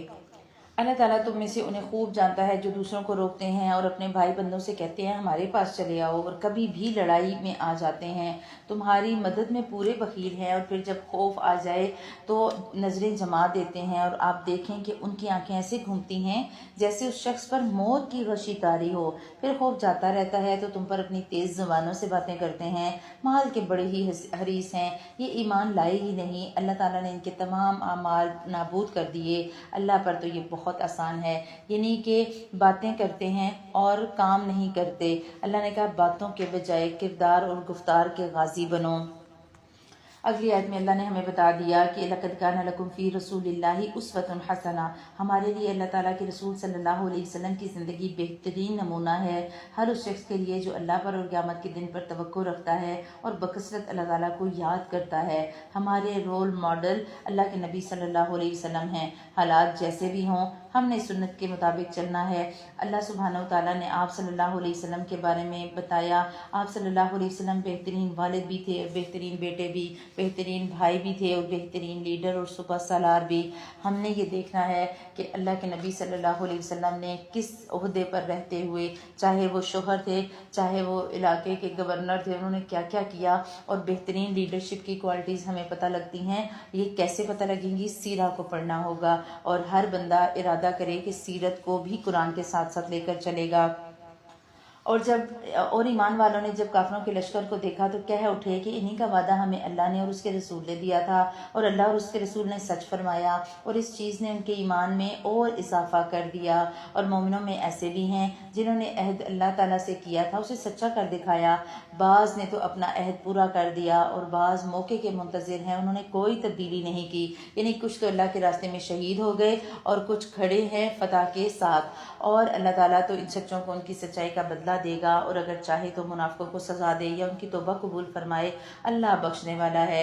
اللہ تعالیٰ نے کافروں کو غصے میں بھرے ہوئے نامراد واپس لوٹا دیا، انہوں نے کوئی فائدہ نہیں پایا۔ یہ وہ وقت تھا کہ اللہ سبحانہ و تعالیٰ نے بغیر جنگ کے، آندھی چلی، ان کے خیمے اکھڑ گئے، ان کے جانور کھل گئے، ان کی ہانڈیاں الٹ گئیں اور وہ میدان جنگ چھوڑ کر بھاگ گئے۔ اللہ کہہ رہا ہے کہ انہیں اللہ تعالیٰ نے نامراد لٹایا، اور جن اہل کتاب نے ان سے ساز باز کی تھی انہیں بھی اللہ تعالیٰ نے ان کے قلعوں سے نکال دیا اور ان کے دلوں میں رعب بھر دیا کہ تم ان کے ایک گروہ کو قتل کرتے ہو اور ایک گروہ کو قیدی بناتے ہو، اور اس نے تمہیں ان کی زمینوں کا اور ان کے گھر بار کا اور ان کے مال کا وارث بنایا، اور اس زمین کا بھی جس کو تمہارے قدموں میں روندا نہیں۔ اللہ تعالیٰ ہر چیز پر قادر ہے۔ آپ کو پتہ ہے بنو قریظہ، جن لوگوں نے تجلیات نبوت ہمارے ساتھ کی یا سیرہ کے کورسز کیے، وہ ان آیات کو بہت اچھے طریقے سے سمجھ سکتے ہیں۔ بنو قریظہ اپنے معاہدے سے پھر گئے تھے، اللہ سبحانہ و تعالیٰ نے مسلمانوں کو حکم دیا کہ جاؤ اور ان کے ساتھ مقابلہ کرو، اور اللہ کے نبی صلی اللہ علیہ وسلم نے انہیں پھر وہاں سے نکال دیا۔ یہ جب غزوہ احزاب سے واپس آئے، اللہ سبحانہ و تعالیٰ کے پاس جبرائیل امین آئے اور انہوں نے کہا چلیں ذرا آپ اور پھر ان پر حملہ کریں اور ان کو ان کی زمینوں سے نکالیں، اور جو نہیں نکلے انہوں نے جزیے دیے تھے۔ اللہ کہہ رہا ہے اے نبی صلی اللہ علیہ وسلم، اپنی بیویوں سے کہہ دو کہ اگر تم دنیا کی زندگی اور دنیا کی زینت چاہتی ہو تو آؤ، میں تمہیں کچھ دے دلا دوں اور تمہیں اچھائی کے ساتھ رخصت کر دوں، اور اگر تمہاری مراد اللہ اور اس کا رسول اور آخرت کا گھر ہے تو یقین مانو تم میں سے نیک کام کرنے والیوں کے لیے اللہ تعالیٰ نے بہت بڑا اجر چھوڑا ہے۔